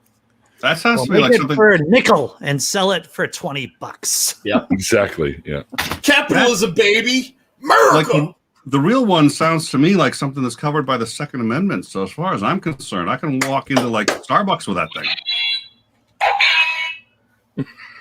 Like, hear the sound effects for this? What? I don't know. What is that even? Sounds like R2 getting murdered. Just somebody just like putting a pillow over R2 and just like, it'll be over soon, R2. It'll be over soon. I just love that one. It's like, fuck off. Ouch. Fucking garbage. I'll just give it to my nephew. He'll love it. Yeah, so there is a lightsaber, but it will still, but people are not competent enough to handle a lightsaber. I'm just going to throw that out there as a guess that if it was, if everyday people had it, you'd be missing limbs very quickly. Oh, Joe, you dropped it in the live chat. Oh my god, 4,000 degrees Fahrenheit. That's it. The link right there. Google Eats I did a post there in the chat for you there. Mr. Suter, your order of 1 lightsaber has shipped. You may also be interested in a case of Band-Aids. I won't be needing them. My enemies are going to need them. Of course. That's what they meant, I'm sure. You know that doesn't sound, but that really doesn't sound like. Yeah, that still doesn't. Yeah, I have the high ground. That still doesn't sound very. I mean, imagine if like, okay, they're on Mustafa and Obi-Wan said, "Don't try it, Luke. You don't have enough Band-Aids." Like you don't have enough Band-Aids, right? Yeah. Dave's comment. That lightsaber sounds like it was from the Star Wars Christmas special. Yeah. It's Life Day. What was the holiday? Was it Life Day? Life Day. Yeah. Wow, that was so weird. I mean, like the first 20 minutes is all like Chewbacca or Wookiees, like with subtitles. Yeah. So weird. I like the grandpa Wookiee. Americans don't want to read. They certainly don't want to read with their Chewbaccas. Yeah. You'll burn your eye out. That's great. Well, yeah, this is the first lightsaber that like needs a backpack to use, but I am still so impressed. I am genuinely impressed. It kind of reminds me of the backpacks that the Ghostbusters wear. It did look a bit like that. I see what you're saying about the steampunk theme too. It's totally. Well, that's they really did it cool. intentionally. Well they did it intentionally. I was going to say that they made it. I want that thing. Steampunk. Yeah. Keep me out of the bank. Burn Jesus. Right. But if you got to do that, it would have to be with a soundtrack. It would have to be with the music. No, you can do "Burn, Baby, Burn." Oh, right. Oh, there you go. Disco and photo. Burn, baby, burn. So, I'll say something controversial. I think Luke Skywalker was nothing but a whiny bitch. Am I wrong? What version of Luke Skywalker? In the beginning. Yes, in the trilogy. In the original trilogy, he was a whiny bitch. In the beginning, he was. And then he matured into a fine young Jedi. Well, no, he matured into a little bit of a less of a whiny bitch. Still whiny. Thank you. A little bit, sir. but certainly less. He matured, and he was. But Neil's getting the. You're right. This wasn't. Why did I even? I should have stuck. Oh Jesus! I should have stuck to something less controversial. Like, should we be feeding puppies with baby seals? But, yeah. What? But don't you think he matured in episode 6? I do. Return. Not much. Well, he did, but that didn't make him mature. And listen, let's say something else. He's still whiny, right? I mean, yes, yeah, yes, and he's like somebody who's recovering from emo and trying to still be like. Are you acquainted with Marvel Comics and their heroes? They're like all whiny emo bitches, to tell you the truth. Well, except for Ant-Man. Like, I have feelings and I have powers and I feel conflicted about the powers. Obviously. Yeah. And Wolverine is not really a whiny bitch either. Well, I mean, he's not whiny. That scene where he first meets Darth Vader, and he still didn't seem to have the gravitas to pull that off. And honestly, I'm okay with it, because I'm sitting there going, you know what? I think we need all kinds of heroes and we need all kinds of Jedi, and I think that's probably okay. But I think we also have to call a spade a spade. Just be like this is who it was. Are you trying to tell me or to imply that Empire Strikes Back is not the best of those movies? Oh, it's by far the best movie. It's absolutely the best. No, but I'm sorry. What I meant was when he confronts his father in the third one, and he says that's why you're not going to turn me to you, and he's trying to use the force mind trick, and Vader owned that scene, and he didn't even seem like remotely credible. Well, I shouldn't say that, but he wasn't credible even as and of course he's going to fail when he's trying that, and I got that it didn't pull it off for me. It just didn't pull it off for me. Well, I will say Mark Hamill is growing as an actor, though. He's really good now. He's really excellent. Yeah, I think as Joker. Yeah. And as bad as the new trilogies were, I really thought his performance in them was really good. So, just saying.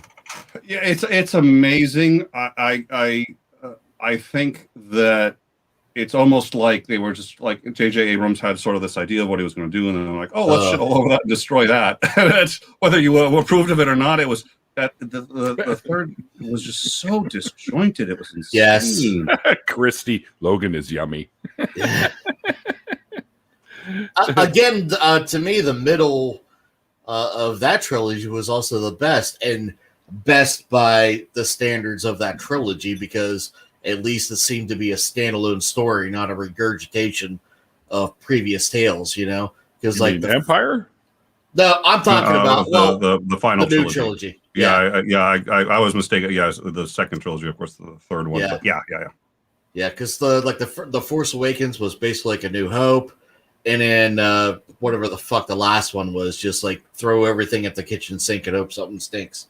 Yeah. Blood stunk. Yeah, so yeah. The problem with the last three movies with Star Wars is that they put out Rogue One at during that time, and Rogue One was such a superior movie. Oh yeah. To Episode 7, 8, 9, it's like, well, 3, 2, why can't we just watch Rogue One again? Yeah. Well, and I mean, one of the scenes that ticked me off. I liked Poe actually. I not Poe. I'm sorry. Poe Dameron. The stormtrooper Finn. I like Finn.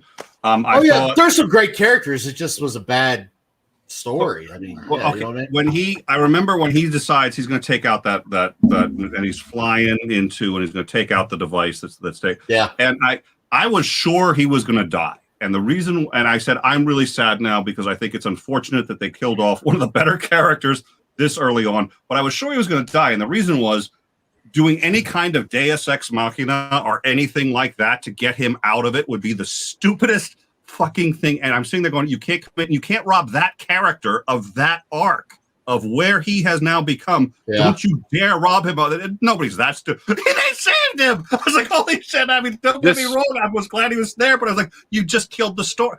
I did it for love. Really? This is for tons of mice. There you go. Yeah. Yeah. Yep. That is Mandalorian is by far the best post. Best thing I thought Bill Burr. I thought Absolutely. Bill Burr was really good in another Boston guy, right? Bill Burr, Canton, Massachusetts, but he's another masshole. But I thought Bill Burr. I think Bill Burr did a really good job, and for the two episodes he was in, I think he did a really good job. And both episodes were probably some of the best of the whole series so far. So, I really enjoy it. I'm looking forward to the Book of Boba Fett because I've always been a Boba Fett guy. Yeah. So I'm getting that helmet soon too. Nice.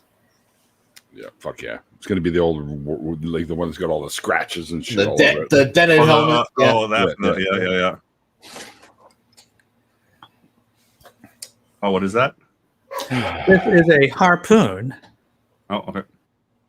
Harpoon IPA. I'm trying to see if we can get because I know they do make it now, but I want to see if they can get Pupper's Lager out here on the West Coast. I'm not sure if you guys even know what Puppers is. If you're not a fan of the show Letterkenny, you won't know what Puppers is, but it's the beer they drink on the show. And it's legitimately an actual beer now. And they also drink a type of whiskey that became an actual whiskey now called, what was it, Bud and something or other. I can't remember what it's called. A buddy of mine has a brewery license, and he has a small microbrew, and he graduated from Worcester WPI. Worcester Polytech, legit school. They did a great team in bot battles there. I don't know if anyone's been watching. What is it, the robot battles with the competition? Yeah. It's a serious, but so he's a little controversial. I think one of his theses for graduation was why women destroyed the beer industry. It's just like, you're really gonna. It's like I may have to. Okay. But he makes his own, and it's a Mad Scientist Brewery, and so he's got his own little labels with this like crazy guy going. You've been able to plug this man's brewery as well as unplug it at the same time. Nobody can buy it because the problem is, well, he's got a license to make it, he cannot sell it, but he does need tasters.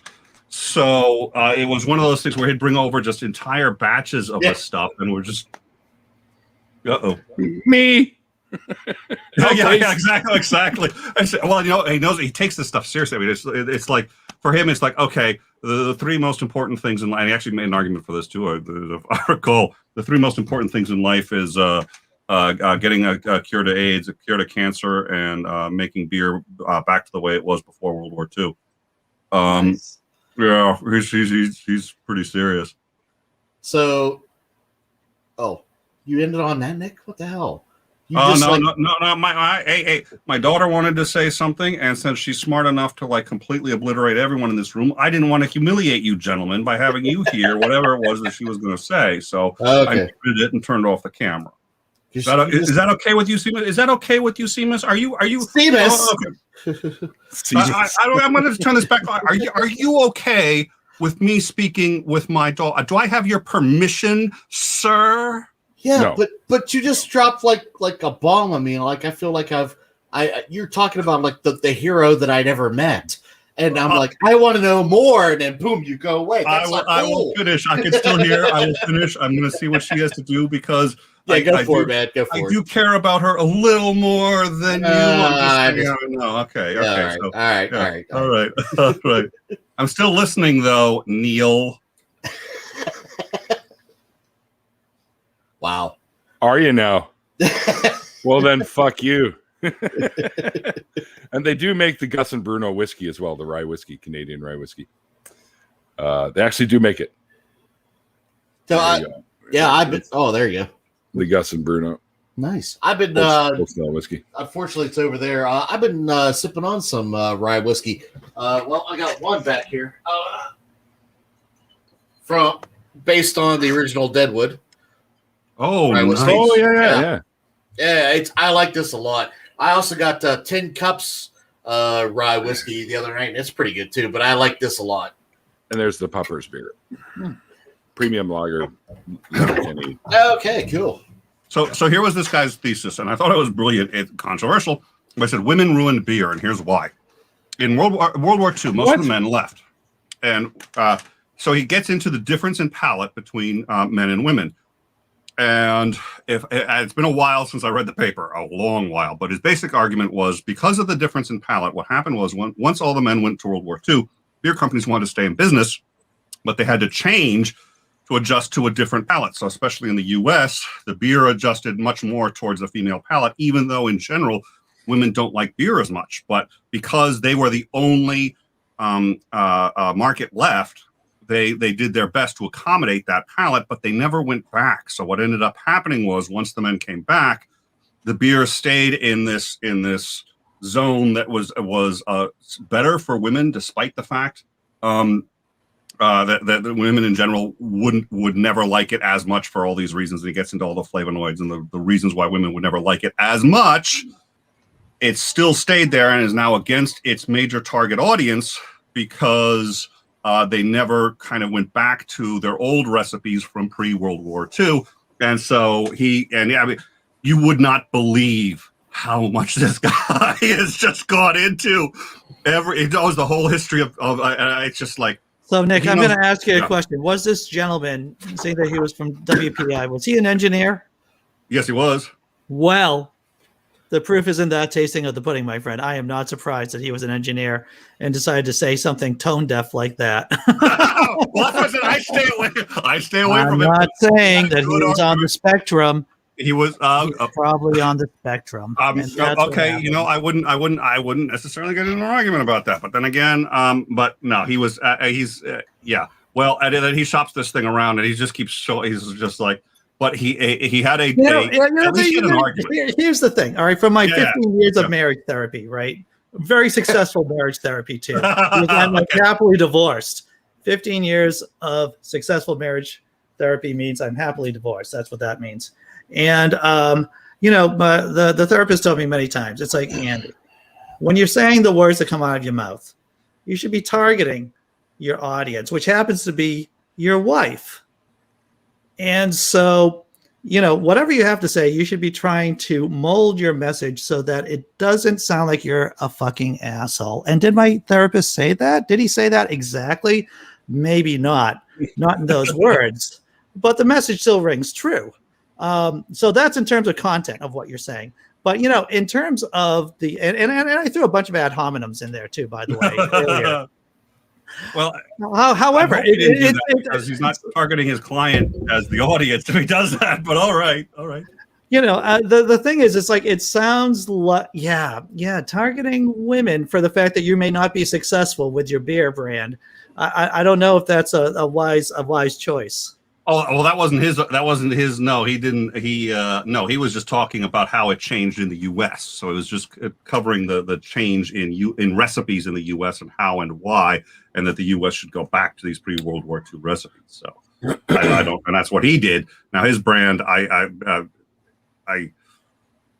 seemed pretty good to me, but I'm not an expert, and he can't legally sell it. He can legally brew it, but he can't sell it. So he gives it away. It sounds like he's selling it in mason jars in the back of his van. He can't legally sell it. Is it because of why can't he legally? I don't. You need a license to sell alcohol. You need a license to brew it. So you need two separate licenses. He was able to get the license. Is he a libertarian? Big L libertarian? He is not a big L libertarian, although I will tell you something. He has a couple of visions of Atlas Shrugged in his library. I could see him in that camp, and he's one of the few people I've met who does actually understand Rand properly, which isn't a lot of people. Right. Yeah. Wow, I just found a really fucking disturbing story that happened right here in my province. Really? Tell me about it. Oh, you gotta tell us about it. The remains of 215 children, some as young as 3 years old, were found at the site of a former residential school for Indigenous children. The children were students at the Kamloops, which is up north here in BC, not all the way north, but about halfway. Kamloops Indian Residential School in British Columbia that closed in 1978. The chief of the nation had also said that in a statement, at this time we have more questions than we do answers. These were residential school systems where the children were forcibly separated from their Indigenous families. And these places constituted cultural genocide.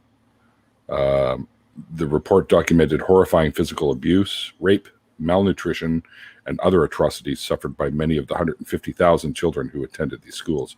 Typically run by Christian churches on the behalf of Ottawa. This story's been going around since Friday, and I think it was on yesterday, maybe the day before. But yeah, Neil, it's such a horrible story that I saw the headlines a couple of times, and I haven't actually read through the article. That's how horrible it is. As many as 4,100 children died while attending these schools. And 250 or 215? What's the 215 number? Children were buried on the grounds, which they discovered with ground penetrating radar. And I just want to say I am so sorry for coming onto this stream and being such a downer, Neil. Because I'm obviously the problem in this circle right here.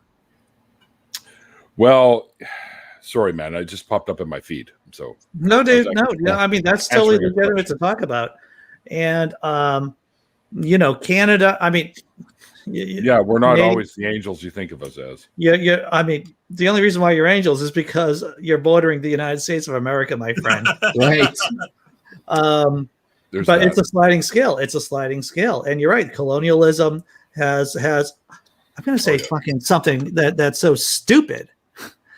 But the thing is, because of how we live in the history, it's like colonialism has polluted everything in this hemisphere, and this is just an aspect of it. Yeah. Didn't you listen to Rick Santorum this week? Didn't he straighten you out?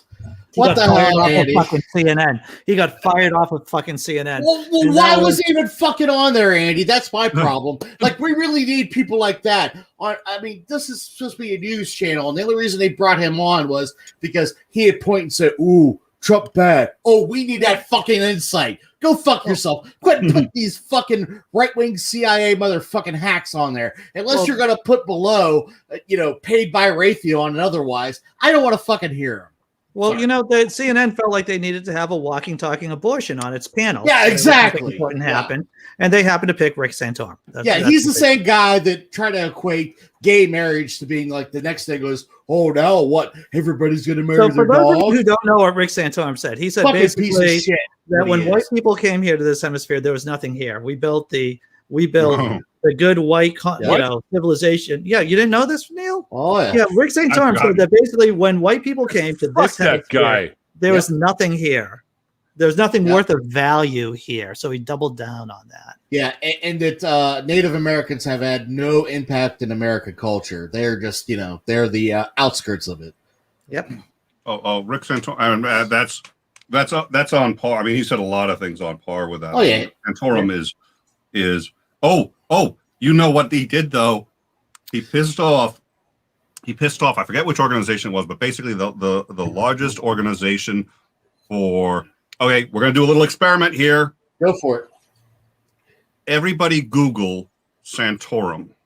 Oh, I will post this link in the chat. I know what's going to come up. I know, Dave. I know. I know, Dan. Yeah, I tried to, man. I tried to post the same thing from BBC, and it didn't come up for some reason. You're talking about the sexual act, Santorum. Is that what you're talking about? The froth that is formed, Santorum, the froth that is formed from unlubricated, it's a combination of lube and fecal matter with anal sex. And what happened was Rick Santorum had said some horrifically anti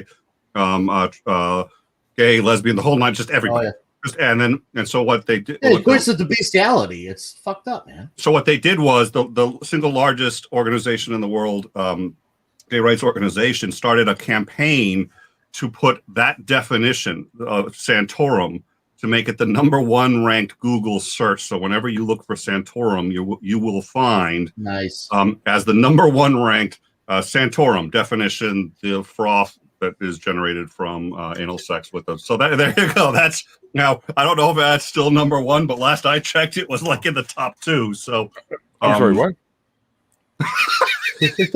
Yeah. He just wants me to say frothy anal lube again. He just wants to, he heard the whole thing. He's just like, watch, I'll get Nick to say it again. And I did, because you did. Because I did. Oh, son of a bitch. Yeah. This is why you love me, Nick. Allegedly. Yes. There's nothing anybody can prove in a court of law. Hey, Andy, just to piggyback on the point I tried to make, I have no problem if they want to bring him on and actually have a discussion with Rick Santorum, but to employ him just to be a puppet is disgusting. That's my point. You know what I mean? And I agree with you. The only time that I would that people like that should be on the TV is to discredit them, to mock them. Yeah. Not that I do Give that. You something to throw your TV brick at again, right? Right. Yeah, I mean, exactly. They got what's the fucking guy that was part of the Lincoln Project that also gave us Sarah Palin? What's his name? You know what I'm talking about? I'm having an aneurysm right now. Steve Schmidt? Steve Schmidt? Schmidt sounds familiar. Yeah, I mean, it's either him or Rick something. It's another this is what I say. I mean, Rick something fuckers out, and they're just like, oh, look, he's an authority on the right, and he says that Trump's bad. So therefore, it's really bad, guys. I mean, come on. Really, that's what we need. I mean, how fucking stupid do you think the people are? Well, okay, maybe I'll shut up on that. But you know what I mean. That's not the right question to ask. Yeah. Because, but seriously, let me get my list of reasons why these people. You cannot platform Santorum in a credible. You cannot put him in a position of credibility. If you want to have him a guest where he's going to be challenged, that's one thing. But putting him on in any position of credibility, and I think. Well, yeah, I'm a free speech absolutist, and I mean, I really am. I don't believe in cancel culture, and I want to be able to engage people. You engage people honestly by bringing them there to just puppet your point is bullshit. You're mocking them and you're mocking your audience when you do it. Well, I think about Bill Maher bringing on Steven Pinker to say everything's okay.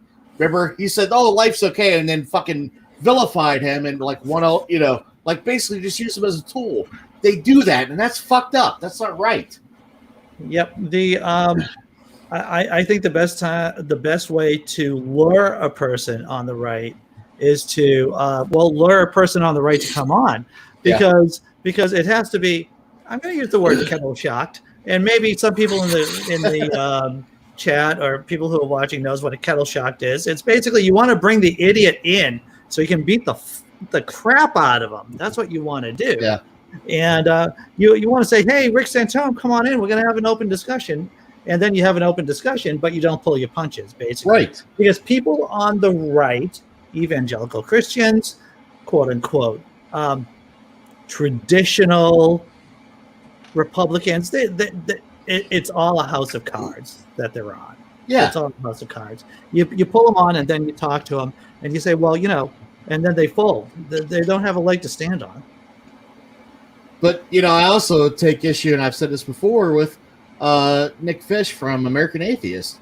He brags about not going on Laura Ingram's show and Fox News because I'm not going to platform them. Fuck you. They're platforming you. Okay? Not that I'm a fan of them, but, fucking Hitchens knew where to go. He went in the South. He went on the South and fucking plugged his book, God is, not great. You know what I mean? You have to go there. You have to go to the enemy sometimes. This is the problem with the flaccid, limp dick left. Yeah. And this is it right here. The real left. Is that if you want to go on their forum, then that's fine. Go and fucking kick them in the nuts. Or in the vag. I don't want to be in the vag. Whatever. Right? I mean, but it's another thing to have them on your show or on your show. So go over there and take the fight to them.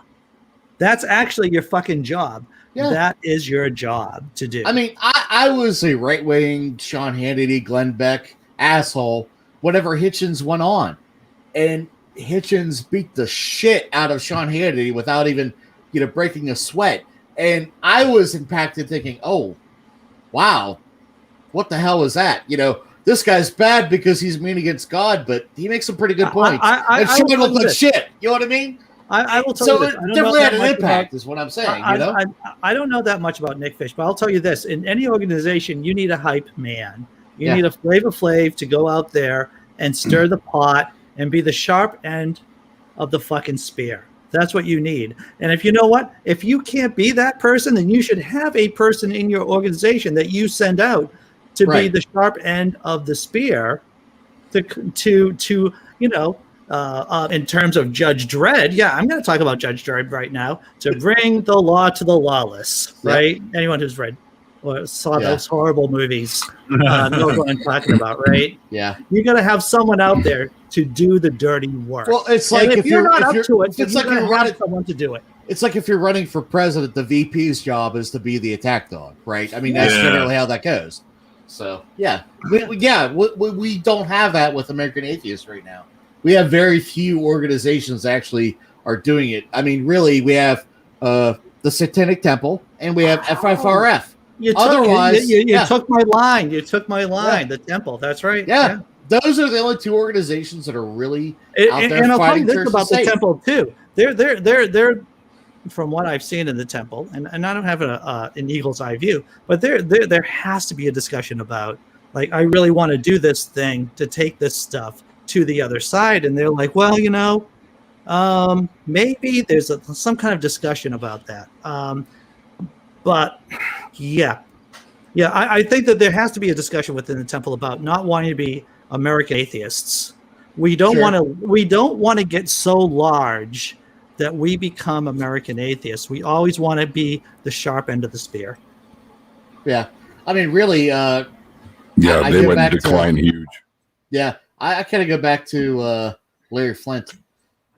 I mean, really, if you think about it, I mean, George Carlin, Larry Flint, those two guys did more for free speech than anybody. Yeah. Than anybody, definitely anybody wearing, any sort of collar or a politician. And Larry Flint alone, I mean, the attack of the establishment, he didn't give a shit what side of the aisle you're on. You just got to fuck with the man. And that's what it's always been about, because he saw that the man was always, the ones that are pulling the strings and fucking us. So, Can I share the screen real quick? Please. Sure. Go ahead, brother. because I saw this. It just popped up into my feed again, and this is just fucking cracked me up. Okay, so I'm looking for it. Okay, here we go. Dude, I saw that the other day. That's fantastic, Neil. Thank you for sharing that. Of course. For those of you young people out there who don't know what that is, That's floppy DOS. That was DOS. Yeah, it was DOS, but they stuck it to the fridge with a magnet and completely erased everything on that fucking thing. Yeah. You know, wow. I mean, there are people who don't even know what a disk drive is in terms of what do you mean? There's like, I remember having this conversation. What's that? Computer I have one doesn't have one. Neither do I. I had to get an external one. Yeah, isn't that a pain in the ass? Well, that's okay. I don't care. All I needed it for was to put all the music and shit on, run my CDs in there, and upload a bunch of tunes. That's okay. All right. So we're getting to the last 5 minutes of the show. Really? That was quick. It does seem to be quick. That's right. That's what she said. That's what she said. Hey, here we go. Oh, dear Lord. I was sitting here wondering if we could make the entire night without somebody saying that. We got to 5 minutes left, and all three of you at the same time crossed the finish line there. Well done. Well, we didn't want to let you down. So Seamus, in less than 30 seconds, tell us about Atheist Alliance International. Oh yeah, fuck off.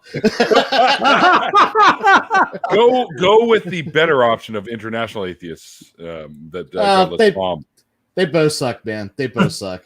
Just they're both fruits of the poisonous tree. Oh yeah, they are. No. Oh yes. Oh yeah. I mean, Gail Miller, dude. Gail Miller also took part. Gail Miller is also part of the coup, man. She definitely is. Sorry, I'm talking about Courtney Hurd, Godless Mom. Who? Be silence, Seamus.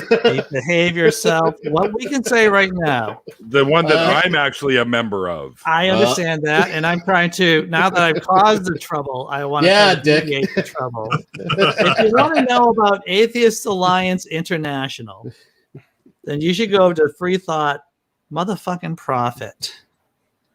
About the not because I've been on that show a couple of times talking about it, but I mean, go over to Free Thought Profit because this one I'm talking about. Okay, so yes, that's true. Most of Free Thought Profit has been talking about Atheist Alliance, AAI, as against the IAA. Got his address, hon. It was on the card. I got it. No, it's a screenshot. I got it. Good. I think the mic may have still been on. My address isn't fucking still on this thing. He checked though. Look. I'm like, did I address it? No, it's not. No. Sorry. I derailed. I'm sorry. Bad guest. I'm sorry. What do you really want me to say there, Andy? Just say about what's coming up on your show. Well, David. Yeah, we actually will at some point because there's more shit from AAI and whatnot. So that will come about at some point soon. There's a reason we haven't tapped into that, and that'll come to light why we haven't now. So tomorrow we're actually recording with a fellow countryman of Neil's, Kevin from Left of the Valley. Actually, we're doing the whole. Oh, it's just on their show. Yeah, we're doing the whole crew. I believe is going to be on tomorrow. So we're going to talk to them about the. Yeah. So, and I'm so glad that they're back too. So, Kevin's a good dude. So I enjoy that. So we're going to do that. We also have a few historical cracks coming up. We have, which if you don't know, it's just basically us talking about weird shit in history and babbling about them. Neil got to talk about hemorrhoids. So that was fun whenever he was on there. So that was good. So I got to come back on your show again. That'll be please. The third one that I've done with you guys. Yeah, we'll get you back on, man. So and you guys have to. Oh, sorry. Go ahead. No. Go ahead, man. What? I was just gonna say real quick. I got one of our new $10 bills, and the rest of our money is going to look like this. Okay. It's got Viola Desmond on it. It was basically our version of Rosa Parks. Oh, nice. And it's this way. I like instead that. of the traditional. That's That was- pretty Low sweet. profile. Yeah. That's Viola Desmond there. She stood up for her rights in a white theater. Then she wouldn't move out of the whites only area. That's nice. And on the back, it's got I think that's the theater that whole incident took place in. And so they purposely did it the other way to also convey a point. That's really cool. I like that. That's really sweet, man. Really cool. And all our yeah. bills are going to look like this. Nice. Pretty soon, so there you go. Cool. So, Seamus, what do you have coming up on your channel, sir? Well, yeah, like I said, we're gonna do Left of the Valley. We got a couple of historical cracks. We also have we have some guests that I can't really say much about right now. But we also are going to deal with more of the free speech issues coming up. So yeah, that's that. If you want to know about some of that, maybe go to either my Twitter or John Hamill's Twitter, which is at John Hamill 151, which is kind of spot on because he's talking about some stuff with Formula One racing. And I'll just leave it at that because we'll be here for 4 more hours if we have to talk about that. Neil, what do you have going on, brother? What? What do you hi. have going on your channel? Well, nothing tonight because I was supposed to have Paul Camish on today during the day, and we would have been on now, right? But so I had to reschedule with Paul. But you never know; I might do something a little later on, or I might end up over on with the Utah Outcasts because X and I are pretty good friends, so he always likes having me in there. So we might do that later tonight, or I'll just end up going over to Buddy Mine's place, watching one of the Stanley Cup playoff games, and having a few beers. Right? So Nice. Well, hey, wait a minute. Well, I'm not finished. Well, okay, who's going to win the cup? What do you think? Well, Probably Boston. Probably Boston. Tonight it's Montreal and Toronto, right? Who do you pick out that series? If I had to pick Montreal and Toronto, I think I'm hoping it's Montreal because fuck Toronto. They pretty much think they think they're the center of everything, so fuck them. They? Yeah, so I'm hoping for Montreal. Not only that, because that was also my dad's favorite team too when I was a kid. So Montreal was? Yeah, Montreal. Oh, I didn't know everyone that. was a Canadiens fan because there were only 2 teams in Canada back then. Well, yeah, now fair point. Like fair point, brother. A bunch of them. Not enough Canadian teams. For the West, I'm thinking it could be Vegas. Me too. Vegas or Colorado. I honestly, I think one of those 2 teams are going to win it all out. Yep. But that's Colorado. It'd be nice to see them up there again. Yeah, it's been a while since Joe was part of the team. True. And in my opinion, Joe should have been a Canuck because he's from fucking Burnaby. So fuck. Anyway, good deal, bro. Sorry about that. I love talking hockey with you, man. I'm sorry. So Nick, you got anything going on, brother? Yes. He's not done with his pitch, man. That's my fault. I just wanted to talk hockey with Neil. We didn't get to talk about hockey. Took your time, Nick. I'm sorry. I'm sorry. Blame it on me. Sorry. Real quick, I'll be back on Tuesday with Biddy Buddha. Who? Biddy Buddha. You might be familiar with her. One Texas Gal, Rat Alley 8, and Notes from Autumn will be on June 8th. Are you going to talk about the sevenfold path with Baby Buddha? Oh, Biddy, like Bitty. Biddy. Yeah. I like Baby Buddha better. Biddy's awesome. Biddy's awesome. You'll have a. She's excited. So hey, just piggyback on the man here. This guy definitely does bring out a lot of people. Okay, he definitely brings out some people that a lot of us don't know at points, and gives them a platform. And kudos for him to doing it. So yeah, it's all about community. And I agree with you, Seamus. I mean, in terms of cornerstone in the community, I would say, Neil, you deserve more followers, you deserve more subs, and you do good work. You do yeoman's work within the community, and you don't get enough credit for it, sir. I appreciate that. He deserves more beer. Just phone it into his address, and we'll take care of it. Send me some Puppers beer. It's about the only thing Toronto's good for. Oh. Wow.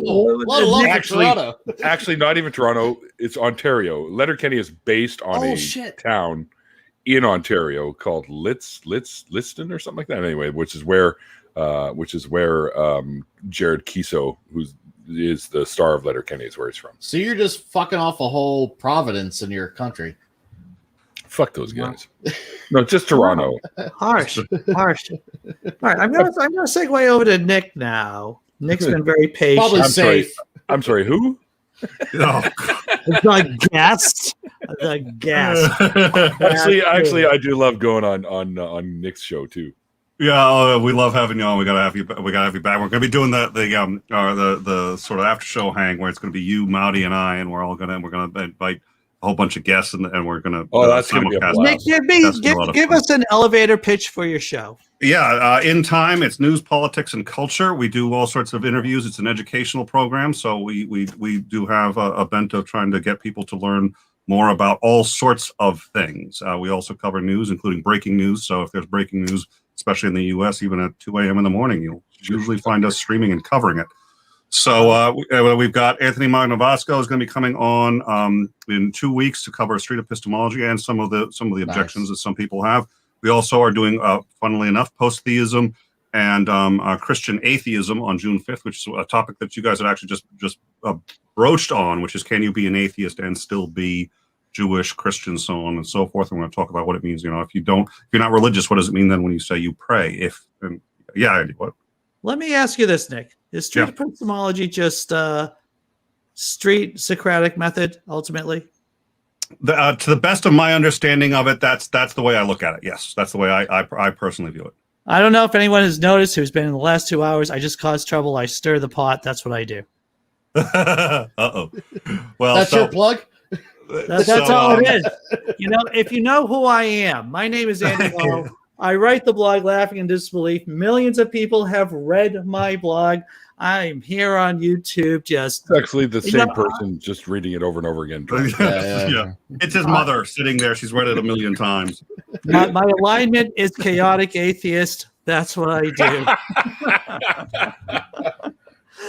Effing hell, show up. Last Saturday of every month, we have Dave, West Coast Secular Dave, on for the next show. He's our next guest.